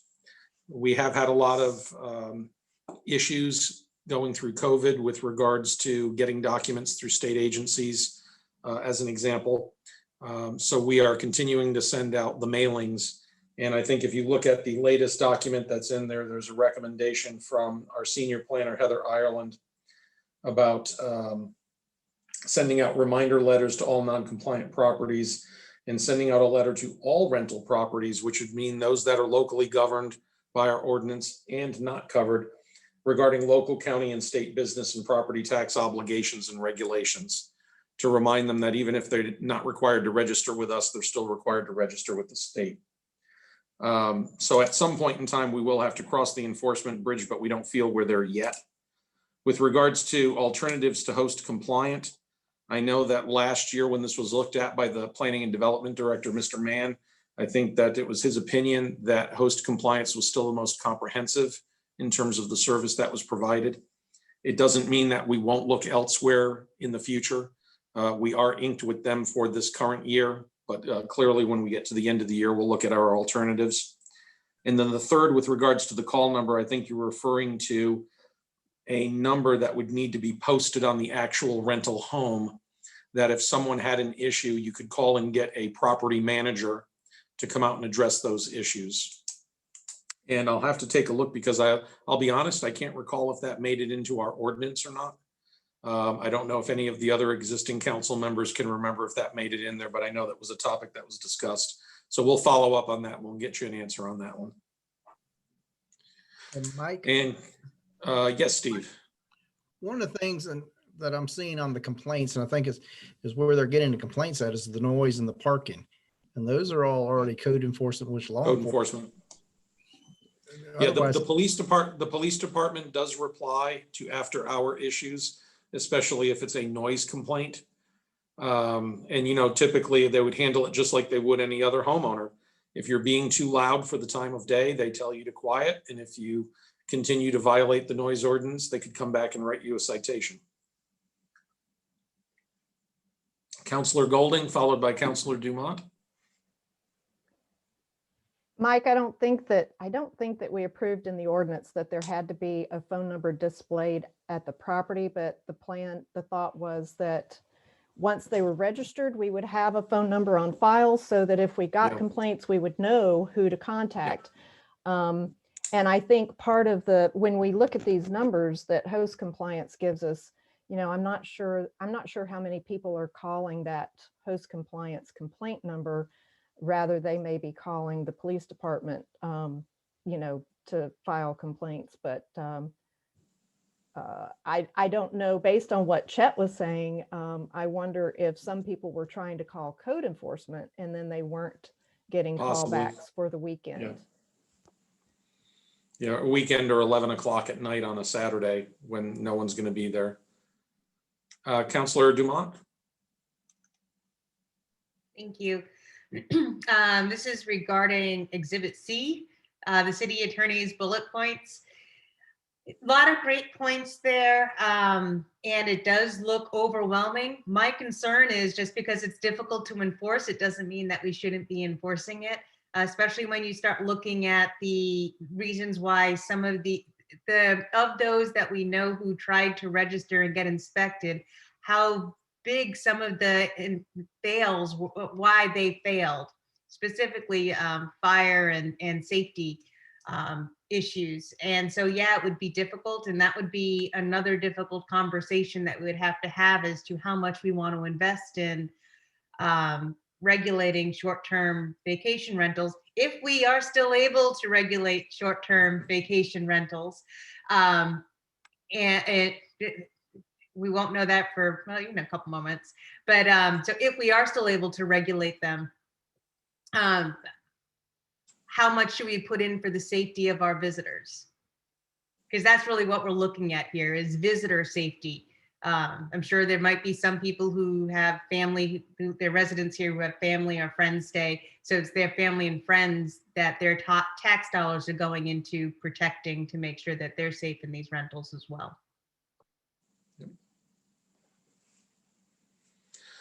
Well, that's your update on short-term vacation rentals for this briefing.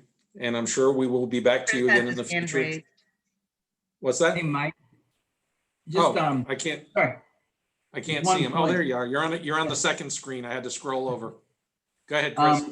We do have a section in our code on the requirement of the short-term vacation rental. Property owners are required to provide the property owner or a licensed agent to be available by landline or mobile phone 24 hours a day, 7 days a week, capable of handling any issues arising from the rental. We have that in our code. There you go. Okay. Thanks, Chris. Well, Chris, since you're already talking and we're on to the last item of the night, I'll let you continue going with the mobile food dispensing vehicle and some of the thoughts about expanding its application. All right. So we're thinking about putting food trucks right in front of City Hall for Mike and I. No. We we were posed several questions to look into the possibility of whether mobile food dispensing vehicles or food trucks can operate on at HOA, COA properties and potentially churches and private schools. And what is the feasibility or possibility of them potentially operating at Duval County public school property in the city? And then we came up with an interesting program, but we were asked to look at whether the food trucks can operate at some city parks and recreational facilities. So the whole team worked on this, the Parks and Rec Department, Special Events personnel, city manager, deputy manager, clerk's office, fire marshal, myself, and the senior planner. We all worked on this project together. So first, let me tell you that the school board property, the school board does not allow food trucks to operate on their property. They have a very valuable federal grant program, which they operate food trucks with a particular vendor. And all the food truck operations are done pursuant to that grant, pursuant to their vendor agreement. And they won't allow any other food trucks to operate on their property, hence so they don't jeopardize that federal grant. And they also don't allow for-profit commercial businesses to operate on their properties anyway. So it's a hard no from the school board for several reasons. And the school board was very cooperative, gave us lots of good information. And we had a big meeting and they were very helpful. It's a no. So no school board property will have any other food trucks operate. So we looked at, I'm going to go to the parks and recreational facilities, and then maybe we'll have Heather available to talk about HOA and COA, churches and private schools zoning. We'll both talk about that together. But here's what we came up with, again, team. We came up with a concept to create a special event program that would allow a limited number of food trucks to apply and once approved to operate at designated city parks and recreational facilities as determined by the city. And this would, of course, be a program that would allow the properly authorized food trucks, and I'm not calling them permitted because the state doesn't allow us to permit them anymore, but properly authorized food trucks to apply to the special events department to have the right to participate in our program, which is essentially maybe 1 to 2, probably not even 3, but food trucks on occasion being able to set up shop at our parks. And that would be worked with the special events department in terms of coordinating the location. We'd be, of course, concerned about safety and where the patrons are going to be standing in line and where they're going to eat. And also the time of operation, days of operation. So it's a whole policy and program that we would need to develop, but we could require these food trucks to essentially go through the same inspection program that we have our current food trucks go through, those food trucks that are authorized to operate in the permitted zones. These food trucks would be part of the special event program. And the program is designed for food trucks to be made available to the residents at our city parks and recreational facilities. So they would be, the food trucks would be required to go through the same guidelines, standards, requirements, criteria, inspections by the fire marshal, enforcement procedures, an application packet in order to become a member of the program. And we put a cap on that. If at some point we offer an event to a food truck, of course, and the food truck fails to show, well, we'll probably have to remove that food truck from our program. Because again, this is a city-sponsored concept, a city-sponsored plan, and it's a special event. So we're treating it as a special event, and the special events department in Parks and Rec would be overseeing this program and managing it and administrating it. We'd have to design a detailed policy for this program, and we would get some assistance from the clerk's office to do this. But this was the concept that we came up with in order to perhaps provide food trucks at our parks and our recreational facilities. And I'll talk about the HOA and COA. I don't know if Heather's actually on or not because we had planning commission tonight. So let me check real quick. Sorry. Oh, I'm back. here. Just got back. Great. Okay, go for it. So I left HOA, COA, churches, and private schools for you. Okay, great. Thank you. And I apologize for missing the short-term rental discussion. I did have to run off for a second for PC meeting. Can you guys hear me okay? Okay, good. Thank you. So we had talked about allowing food trucks in some of our neighborhoods that have HOAs. The majority of those are PUD zoning districts. We probably have a few HOA neighborhoods that are regular zoning districts. We don't have a master list of where they are, but we do feel like it would be best if those neighborhoods were going to have food trucks to allow them on common HOA property. So I'll use Ocean K, for example. They have some property that's in common ownership through the homeowners association, a pool area, and then some other lots. However, some of our HOA neighborhoods that are not in PUD zoning districts may not have that common open space. So haven't had a chance to really look and see where those neighborhoods might be able to have a food truck. We just don't quite have enough information on where there actually are HOA neighborhoods, but it's something we can try to do some research on, see if there's some information out there. As far as the condo associations, there will be a few that are in PUD zoning districts that have some common areas, but the majority will be, if you know, like our oceanfront condos, for example, those will be in RM2 zoning districts, but they still will have some common property. Usually their parking lots will be part of the common area where a food truck could potentially be located. Another thought that we had, as Chris mentioned, was not the public schools, since we learned that that isn't possible, but maybe some of our private schools or church-based schools that also would have some areas that would be safe to put food trucks if they were interested to do that. Again, the majority of those are going to be located in residential zoning districts, which would require a code amendment, a land development code amendment to allow them. Did I miss anything, Chris? That's it. The churches and private schools are kind of one category. HOAs and COAs are another subcategory of that group. But those are some of the work that we'd be looking at is, you know, of course, amending the code of ordinances to change the zoning. If we went with the city park and recreational program or facilities food truck program, we'd be designing a new completely new program, a policy and application packet, and a procedure for that. Steve had some good input on some of those too, and good idea suggestions. Ready to answer any questions.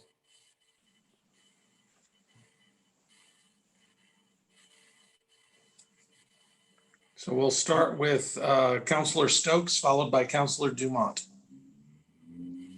You mentioned putting a cap on the amount of food trucks. Are we in clear legal ground to put a number, and how would we avoid a legal ramification of a food truck saying, well, I applied, I wasn't selected by, quote unquote, selected by the city, and there being a possible legal challenge there?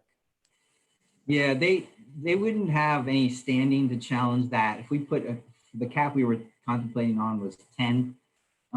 It's similar to when if we were to go out to bid for tow truck services, for example, and we determine, the city has broad discretion to determine that we're only going to contract with 3 tow truck companies around, and that we may get bids from 20 companies. We're only going to accept 3. That was our prerogative. We have the discretion to do that. We're creating a special event program.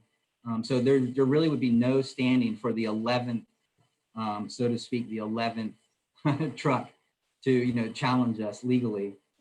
They have no right to be involved it's not like it's a right to a license or something like that. It's a program that we're determining how many we'd like to have in there.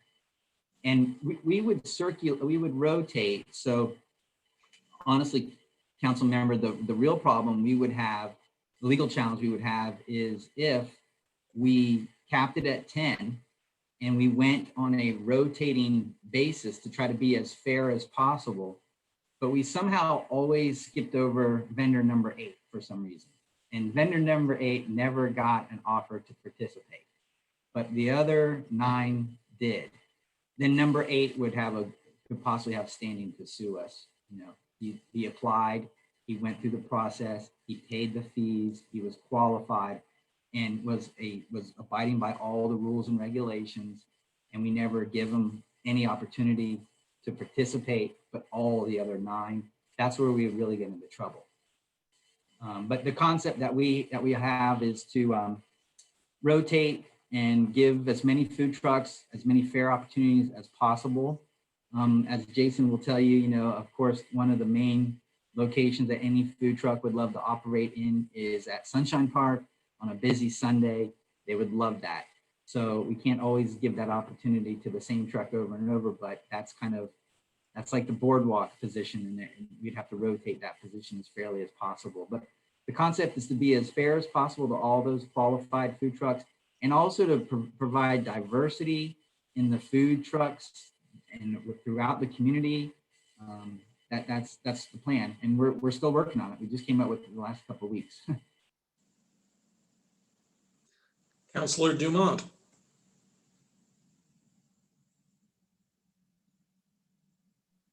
Sorry, I don't write fast enough. Okay, so I like the special events idea that you guys have come up with. I think I would prefer, with regard to residential, starting off a little bit smaller and then doing the research to figure out the HOAs that aren't in PUDs and if they have any common areas. So I could see easily, like, it's easy to get it, the easy or the low hanging fruit are the residential PUDs, and get it going there in the common areas approved by the HOA. And that gives you more time then to do the research as to other HOAs that may be located in the city that are not in PUDs. There are some that used to be HOAs, but they're no longer HOAs. So that's an interesting area. Legally, I have a little note here. If the city is rotating food trucks in and out of parks where children are, do food truck operators have to be quarried? Did they have to be what? Sorry. I Florida. didn't hear. You might use a different term in Florida. Do they have to have a background check to make sure that Oh. they're? No, yeah, right. No, they don't. In other youth programs, we do require that, and Florida statute requires it for youth sport and recreational programs. But no, there's nothing like that. We didn't contemplate that in our concept so far. No. Okay, 'cause then I just want to make sure that because we are under the special events policy, inviting in a food truck, does that make a difference as them just operating? Let's say it's an HOA that has kids. The HOA invited them. This is a city inviting a food truck in, just to make sure that, especially if they're around kids, to make sure that anybody who's in that truck or associated with that truck has the legal right to be around kids. Yeah, I don't see any reason why we can't make that as a requirement of our program to require the operators and the people who are going to work in that food truck to clear the security background. Okay, thank you. Yeah, criminal background. Councilor Jansen. Just real quick, I agree with Councilmember Dumont about the residential area. I get a little nervous about that. I think that I agree with her that we should go small and or slowly into any area that involves residential neighborhoods. And thank you for all the work you've done on this, everyone, Heather, Chris, everyone has been working on it. Thank you. Chris and Heather, do you two feel that you've got the direction you need to move forward? Yeah, there was another question that we have on the agenda memo, which would help Steve a great deal, and that is the bottom, the second to the end bullet point. Do we want to institute a LBTR, local business tax receipt annual decal system, where the decal would be, once the tax is paid, the decal would be provided, the decal would be required to be, there you go, there's Steve's example. That would be displayed prominently on the food truck. So Steve and other enforcers or police officers, they can see it. They know, light blue is this year. Then the next year, purple is this year. It helps them go through their process of enforcement. I agree. I see heads nodding. That's a good thing. Okay. And then, so are we getting direction to develop this special events program? Why don't we jump through? Well, I see heads nodding on that one as well. Okay. Yeah, do you want to go through any particular questions on that, Mike? Because well, let's come back to that in a second. I think we've got, since you've started talking on that last item, we had 3 council members raise their hands. Okay. So we'll start with Councilor Stokes, followed by Councilor Stokes, followed by Council Meza, and then Mayor Hoffman. So I did like Council Members Dumont idea of starting small in a PUD until we can get our hands around it, because I wrestle with this because I like food trucks in a personal level, but I see the challenges that they could present on the city level. And one that's got me thinking is I like the idea. Great, we have a food truck at South Beach Park, and we can go up there and go to the park or play beach volleyball and then go get a bite or whatever. The one that I'm struggling with is in the downtown area, where we're going to be actively trying to get restaurants to come into that area, to get retail to come into that area. And to me, food trucks and restaurants don't necessarily go hand in hand. Because a restaurant, you have to have the brick and mortar space, you have to have the restrooms, you have to have a lot of things that these food trucks don't have. So I get worried that if we open up the downtown to food trucks, that we're going to lose the actual brick and mortar restaurants wanting to come in and have the higher capital investment in the region. Talked with several restaurateurs that have that concern, and the more I think about it, I do agree, but in an area where like Sunshine Park, where you don't have a restaurant and the city doesn't operate a snack bar, I see it as a good idea. But then I have on the flip side, I do see the concern of if we were to put it, say, on Latham Plaza, and yet we're trying to get a restaurant and when the newly developed property, that it might create some conflict down the road. Right. That was my only thought to bring up. Sure. We will not be allowing food trucks close to a restaurant in the city. Actually, Jason has determined five really good locations already that would fit into the program very well.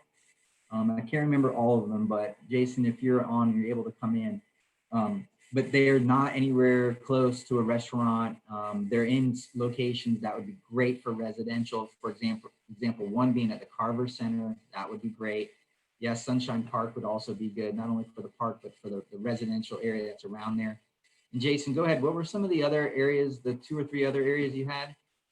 Yeah, well, there were essentially the parks that were conducive, Gonzales being one, Tall Pines was another one. You mentioned Huguenot, and yeah, I think those were it, Chris. Right, and then Carver and Sunshine. Yeah. Yep. So Councilmember Stokes, that we would be limiting them to those types of recreational facilities and not near downtown and not really very close to a bricks and mortar restaurant. We don't want to cause the conflict. Thank you. That answered my question, and it just, that information wasn't in there. So thank you for answering that. Councilor Meza, followed by Mayor Hoffman. I grew up around food trucks in California. They were everywhere. They were amazing. It was, if you wanted tacos, you went to the taco truck. If you wanted some really nice hot dogs, you went to that hot dog truck, and it was delicious. Now on the Chris, you wanted some direction, and this is just what my thoughts are. You were asking on the school, churches, and HOAs if they should be limited on how many times they should have them, or if they should have unlimited opportunities. And for me, where I stand on this is if they want to have a food truck in their property every day, I have no problem with it. So that's my thought on that question. I don't know how the other council members and the mayor feel about it, but that's just how I feel. Thank you. Mayor Hoffman, followed by Councilor Golding. I just wanted to real quickly on the background check. I think that it may be an unnecessary hurdle and expense because the food truck operators aren't going to have unsupervised contact with children at any of these places.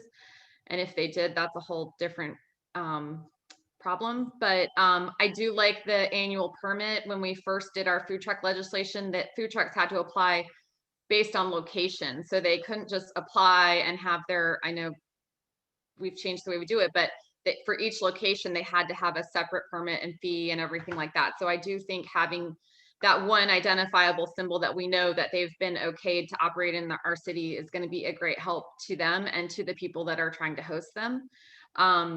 As far as the park locations that Jason just mentioned, I think that going back to Ms. Dumont's terminology of the community parks, I absolutely would not put a food truck at Tall Pines or Gonzales, just because there's not kind of that natural like parking area. I think we should look for places that have parking, seating, bathrooms, and are busy. So, Tall Pines Park might get 10 people in a day, and it's again right in the middle of a residential area. So I love the idea of Carver Center, Huguenot, Sunshine, or South Beach Park. Those are all really great ideas, but I think those smaller, quieter residential parks, that worries me a little bit, because I think we may be borderline nuisance there. But so I think we need to ease in and kind of try this out on the more obvious logical locations, as well as in the HOA neighborhoods. I think Ocean Cay is a great example of the perfect place to start with how they're set up. They have the space. So I agree, we've come this far easing in with food trucks, and I think we can kind of continue just to take steps forward like we're doing. Okay. Counselor Golding? I agree with Mayor Hoffman. I would have some concerns about food truck at Tall Pines Park because it is extremely residential there. Although with Gonzales, I might be a little more open to that, yeah. It doesn't, I mean, it's definitely very residential there, but it's a little more open. And I think it could bring some activity to the park that could be positive activity. And the homes in the area might be okay with it, but I totally agree. I think we should start very carefully with the residential areas, definitely with the PUD HOAs first, because I do get nervous about allowing them in residential areas and where they would actually go. The other thing I wanted to mention is that one of the questions on this list was times of use. And, my thinking would be that the times of use would be related to the park hours. That, I'm not sure that we would want to allow food trucks beyond any time that the parks are not open. So I don't know if there's anything else, but that we needed to provide you guys in response to your questions, but I definitely like the decal idea as well.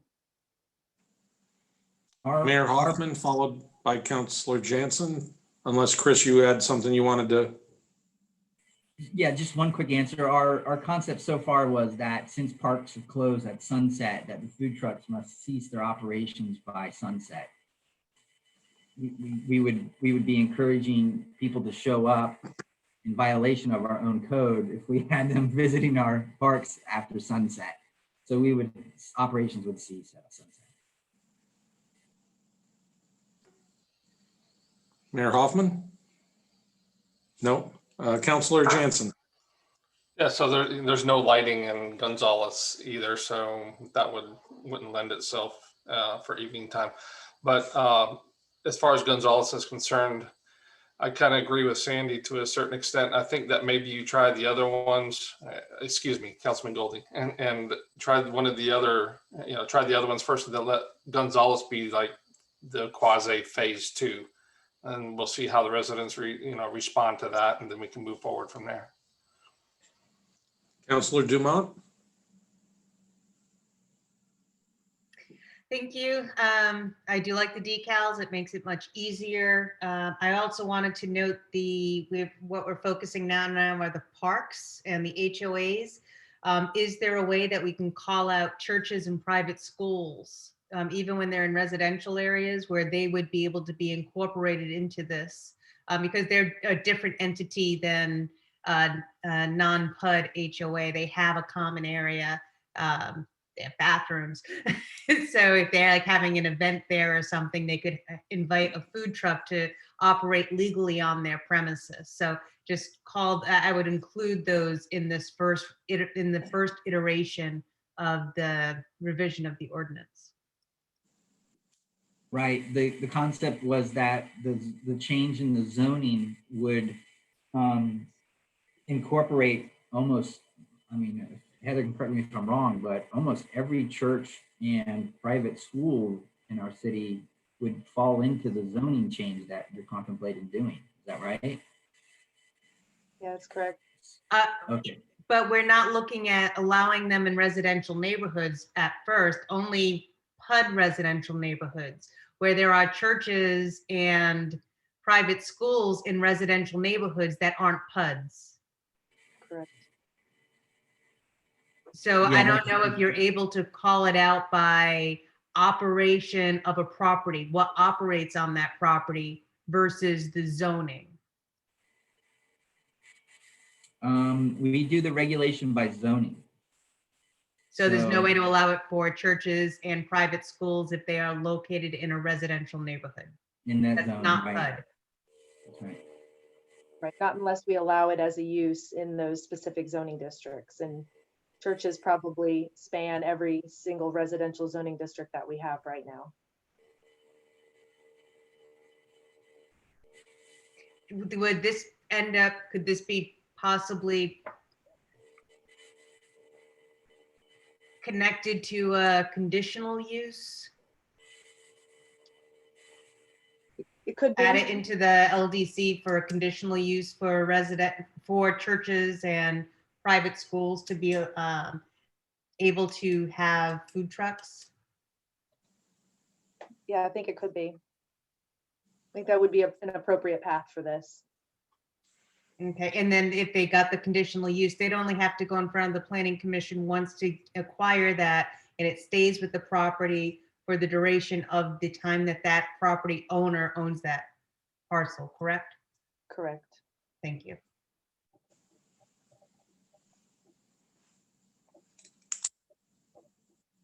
Okay. Chris and Heather, you guys got what you're looking for? Yeah. All right. That takes us through the 5 items on our agenda for tonight.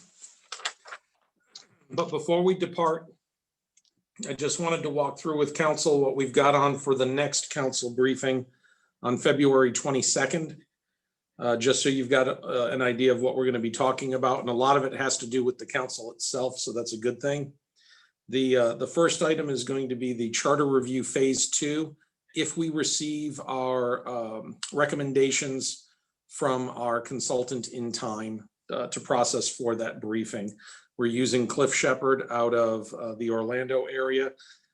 He is the attorney that helped us with charter review phase 1 and will be helping us with charter review phase 2. He's got some thoughts on how he thinks that we should proceed with that complete charter review. But again, if we get the documentation in time, we'll have it. And Chris, I see you've got your hand raised. We've got it. We're ready to go. Okay, so that will be the first item. The second item that we'll have is legislative priorities. We'll be reviewing the Florida League of Cities priorities that have been established for this legislative session, along with some other priorities that have been referenced by, I think, the Northeast Florida League of Cities. I can't remember exactly. But for the most part, that's going to be just a review and approval, so to speak, of what we're doing there. The next 2 items are going to be more specific to the board. We put an item on there for review of the board appointment process review. One of the things that the new council members are probably not aware of is the current process that's in place for interviewing and recommending members of our different advisory boards. So given that this is a new council, we wanted to have the clerk walk you through the process that's been put in place and see if this council wants to make any changes to the process as we go forward. The final item that we're going to have is with regards to council meeting policies and procedures. In particular, one of the things that the mayor and I have been discussing is the fact that the way the council operates right now is all adopted in our code of ordinances. There are very specific requirements that are listed in that code. And if the council ever wants to do anything different, then we have to go in and either change the code to something specific or make it more general so that you have flexibility. As an example, the only reason we're able to start the council meetings at 6 o'clock in person is because we are in a current declared state of emergency. But the 7 o'clock start time is actually called out by code, which means you can't start the meeting any other time except 7 o'clock. So those are some of the things that we will walk through at that council briefing to see if we want to change going forward. We'll also have some conversations about proclamations and the Wavemaker Awards. I know that's something that several council members had questions about. Another topic that we'll kick around with this as well is with regards to how to handle calls from the media. If the media is contacting individual council members, how should we handle that, especially if it's on topics that have not yet come in front of council, or in some cases, topics that have come in front of council. So that'll be some of the things that we're going to talk about on February 22nd. And if anyone has any thoughts before we get to then, feel free to give me a call. And Councilmember Dumont, I see you've got your hand raised. I always have my hand raised. I just wanted to ask for a little bit of clarity. I was watching the last CRA. They're very good meetings to watch while working out. Makes you stay there for a while. They're captivating. Art noted that Mayor Hoffman was going to be speaking to the CRA about their trip to Delray Beach. How does this work with, because the mayor also brought up at the last briefing how one of the council members could not speak to Jacksonville about certain things that might be coming in front of us, mainly the TIF funding. How should the mayor balance speaking to the CRA about a trip that would have financial implications that then would come in front of council to be voted on, without having any feedback from council? It's going to appear when she speaks in front of the CRA that she's speaking on behalf of all of us, when we have not even heard about how well our trip has gone. Or when. Mayor?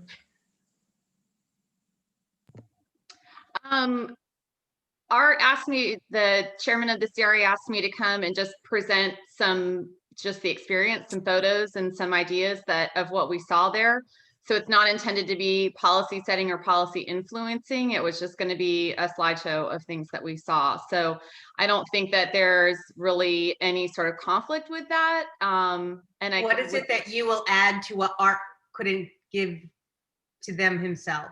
I think he just wanted me to be there at the time when he does it's because we were there together. So just to share the experience together, and maybe because he had me put the slideshow together.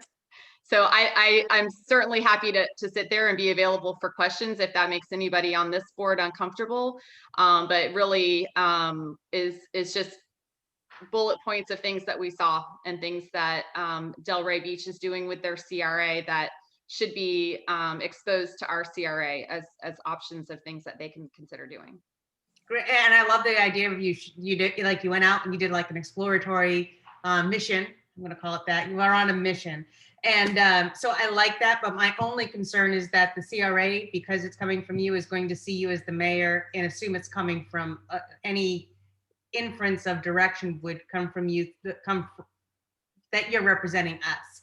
Yeah, there's absolutely no direction or policy recommendations given. Okay, and then there's a second part of this. Watching the CRA meeting while I was working out, it's been brought up in the past at least, and I think it was brought up in this last meeting, the possibility of having another joint meeting. We haven't had a joint meeting since the spring of 2019. I think we should have another one prior to the budget. They're going to be looking at providing a recommendation to the council on their budget and the TIF funding. The bottom is 50% and the upper level is 95%. And I think we should make sure that us as two bodies are at least on the same page, because that does have a lot of long-term implications. So I'd like to see us do at least see if this board is interested, if this body is interested in having a joint meeting with the CRA prior to prior to them discussing their budget, which would be in their March meeting. So I'm just wondering if this board is interested in having a joint meeting with them. And then we'd have to ask the CRA if they're interested in meeting with us. We can reach out to council members and see what your thoughts are, just by how do you all feel about having a joint meeting with CRA? I see some heads nodding, thumbs up. Okay, we'll see if we can put a joint meeting with the CRA together.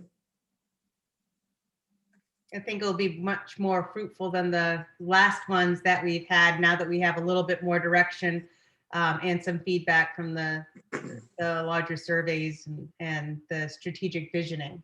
So I'm hopeful with this, and there's a purpose for the end of this meeting as well, and that's really just to be informed about that TIF. Okay.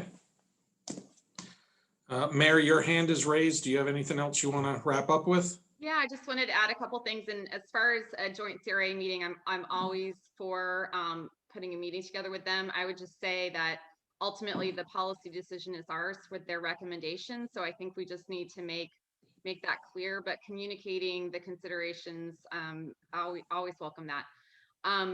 two things I just wanted to touch on really quickly during this meeting. I'm not sure who all was on the Blue Zone presentation that Baptist Medical Center or Baptist Health put together. There's going to be, we'll get more information out to everybody if you weren't on that rollout, but Baptist is going to be doing kind of baseline survey of our community as far as health factors, and maybe proceeding with this Blue Zones initiative in different parts of Jacksonville or in the whole of Jacksonville. One of the things I would like to do during my time as mayor is to make sure we're engaging you guys in the areas that you're interested in terms of representing the city council in this case, and similarly to having Sandy represent us with the North Florida Land Trust, is information gathering, not speaking on behalf of the council, but being there, being present, making sure that Jack's Beach is represented, and bringing that information back to this body. So I know Chet Stokes was on that call, and I'll throw it out, not to put you on the spot, Chet, but I would like for you to be our city's representative on that. We probably won't have anything really to present to the council until the summertime when they are finished with that assessment. So I can't see him on my screen to see if he's nodding or not, but okay. Yeah, I thumbs up. can't speak to if anybody else was on the call because we couldn't see participation, but if that's okay with everybody, I'd be honored. I really enjoyed it. We've got a nutrition major in the family who's also really interested in the whole Blue Zone project, probably was geeked out more than I did on it, but I did also thoroughly enjoy it. So if anybody else has interest, be happy to entertain that. But if nobody else does, I'd be honored. So thank you. So we get 2 for the price of 1 there. Yeah, I was on the meeting as well, but you are more than welcome to.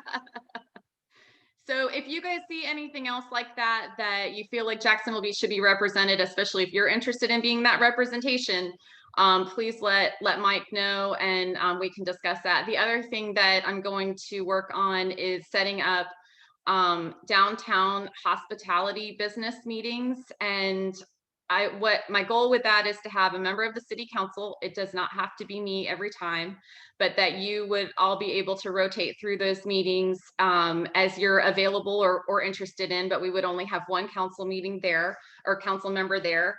A member of our downtown Cape through the police department, and a member of the CRA should they feel interested in participating. But my goal is to have the business owners or managers, not the bouncer, not the bartender, but the actual business owners or managers of the bars, restaurants, and hotels in downtown Jacksonville Beach. And so the initial meeting, I will go ahead and participate in. We'll figure out the locations. I would envision that we would let the managers and owners take turns hosting so that we can go to the various different locations and let them give us guidance on the frequency of those meetings. Do they feel like it should be once a month, every other month, once a quarter? And we'll go ahead and try to get kind of a regular schedule of those meetings set up so that we can get those to you in advance and get the council members scheduled to attend those. So I think that that's going to go a long way to those business owners and operators to know that we're not just going to come to them when there are problems, but that we're going to listen to them on a regular basis. And this will also give us a chance to communicate things to them. One of the things that will be coming out from the Jacksonville Women's Center is sexual assault awareness. We have issues to communicate with them, related to COVID perhaps, or as we're coming up on spring break, special events, things like that. So I think that this will be a great big step in terms of having a good open dialogue both ways with our local business owners. That's all I have. Thank you, Mayor. And Vice Mayor Nichols. If we're going to have a joint meeting with the CRA, I would suggest we have a very well-defined agenda for that joint meeting. It seemed to me the last one seemed pretty unproductive, and I think we need to really figure out a way that we can fine tune it to be able to get something productive out of it. The other thing is that the TPO, I believe Elaine Brown is the representative for the beaches. The previous mayor and we were able to get 30-something million for our drainage issues. I'd really like to have an ongoing report from Elaine Brown or from the TPO. And if we're going to request, if we want to request stuff from Jacksonville Beach, we need to have a voice with TPO.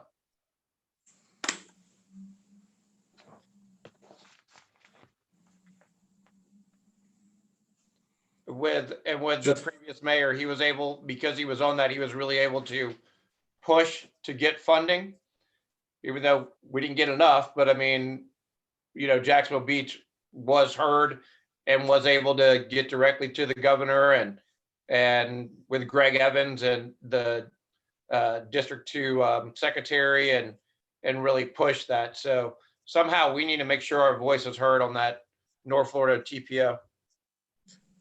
Vice Mayor Nichols, are you volunteering to be the council liaison to Mayor Brown on the TPO? That's what I heard. Okay. Absolutely. That'd be awesome. But I think there needs to be some way with that the mayors do get together and talk about that specific issue, because there is a lot of funding available that we need, that we could utilize out of that. And we will. Atlantic Beach is about to get a bunch from Mayport Road, and there's a lot of funding going elsewhere. So I just want to make sure we get our share. And just for everybody to know, the three mayors will be meeting regularly and with Councilmember Diamond on occasion. And then there is always a pre-session meeting with Senator Bean and Representative Byrd. And I know that this funding for Atlantic Beach did come up. I wasn't able to be at the meeting, but Mike was there. So yes, roger that. I will attend those if you're not able to attend those in the future. Aaron Bean did call me to see if I wanted to attend. So I would like to be involved with those. Thank you. Awesome. Councilor Meza. Yeah, just Mayor Hoffman, I like your idea of meeting the downtown hospitality. So I am here for you. If however I can help, count me in. Okay. And for the rest of council, Vice Mayor Nichols, I liked your idea of having an agenda for the meeting, or at least some outcomes that we're looking to have with a joint meeting between council and CRA. If it's okay with the rest of council, I'll work with Mayor on drafting up what that agenda would look like. And then we'll get it out to council to take a look at. And then you can provide me any feedback if there's anything that's missing. And City Attorney. Just a reminder for council, for the next meeting, please be here at 5:25 so that the mayor can read the opening of the closed session in the Thompson lawsuit. We can meet at 5:30 and be back by 6 for the regular council meeting. Thank you. Yep. Vice Mayor Nichols, did you still have something? I see your hand still raised, or is that or did you just want us to see pineapple? That was all I had. Okay. He's getting. I think that's everybody's hands. I think we're good for tonight.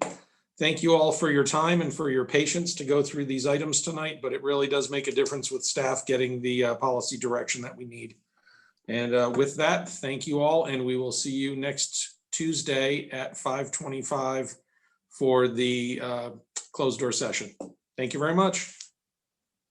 Good night, everybody.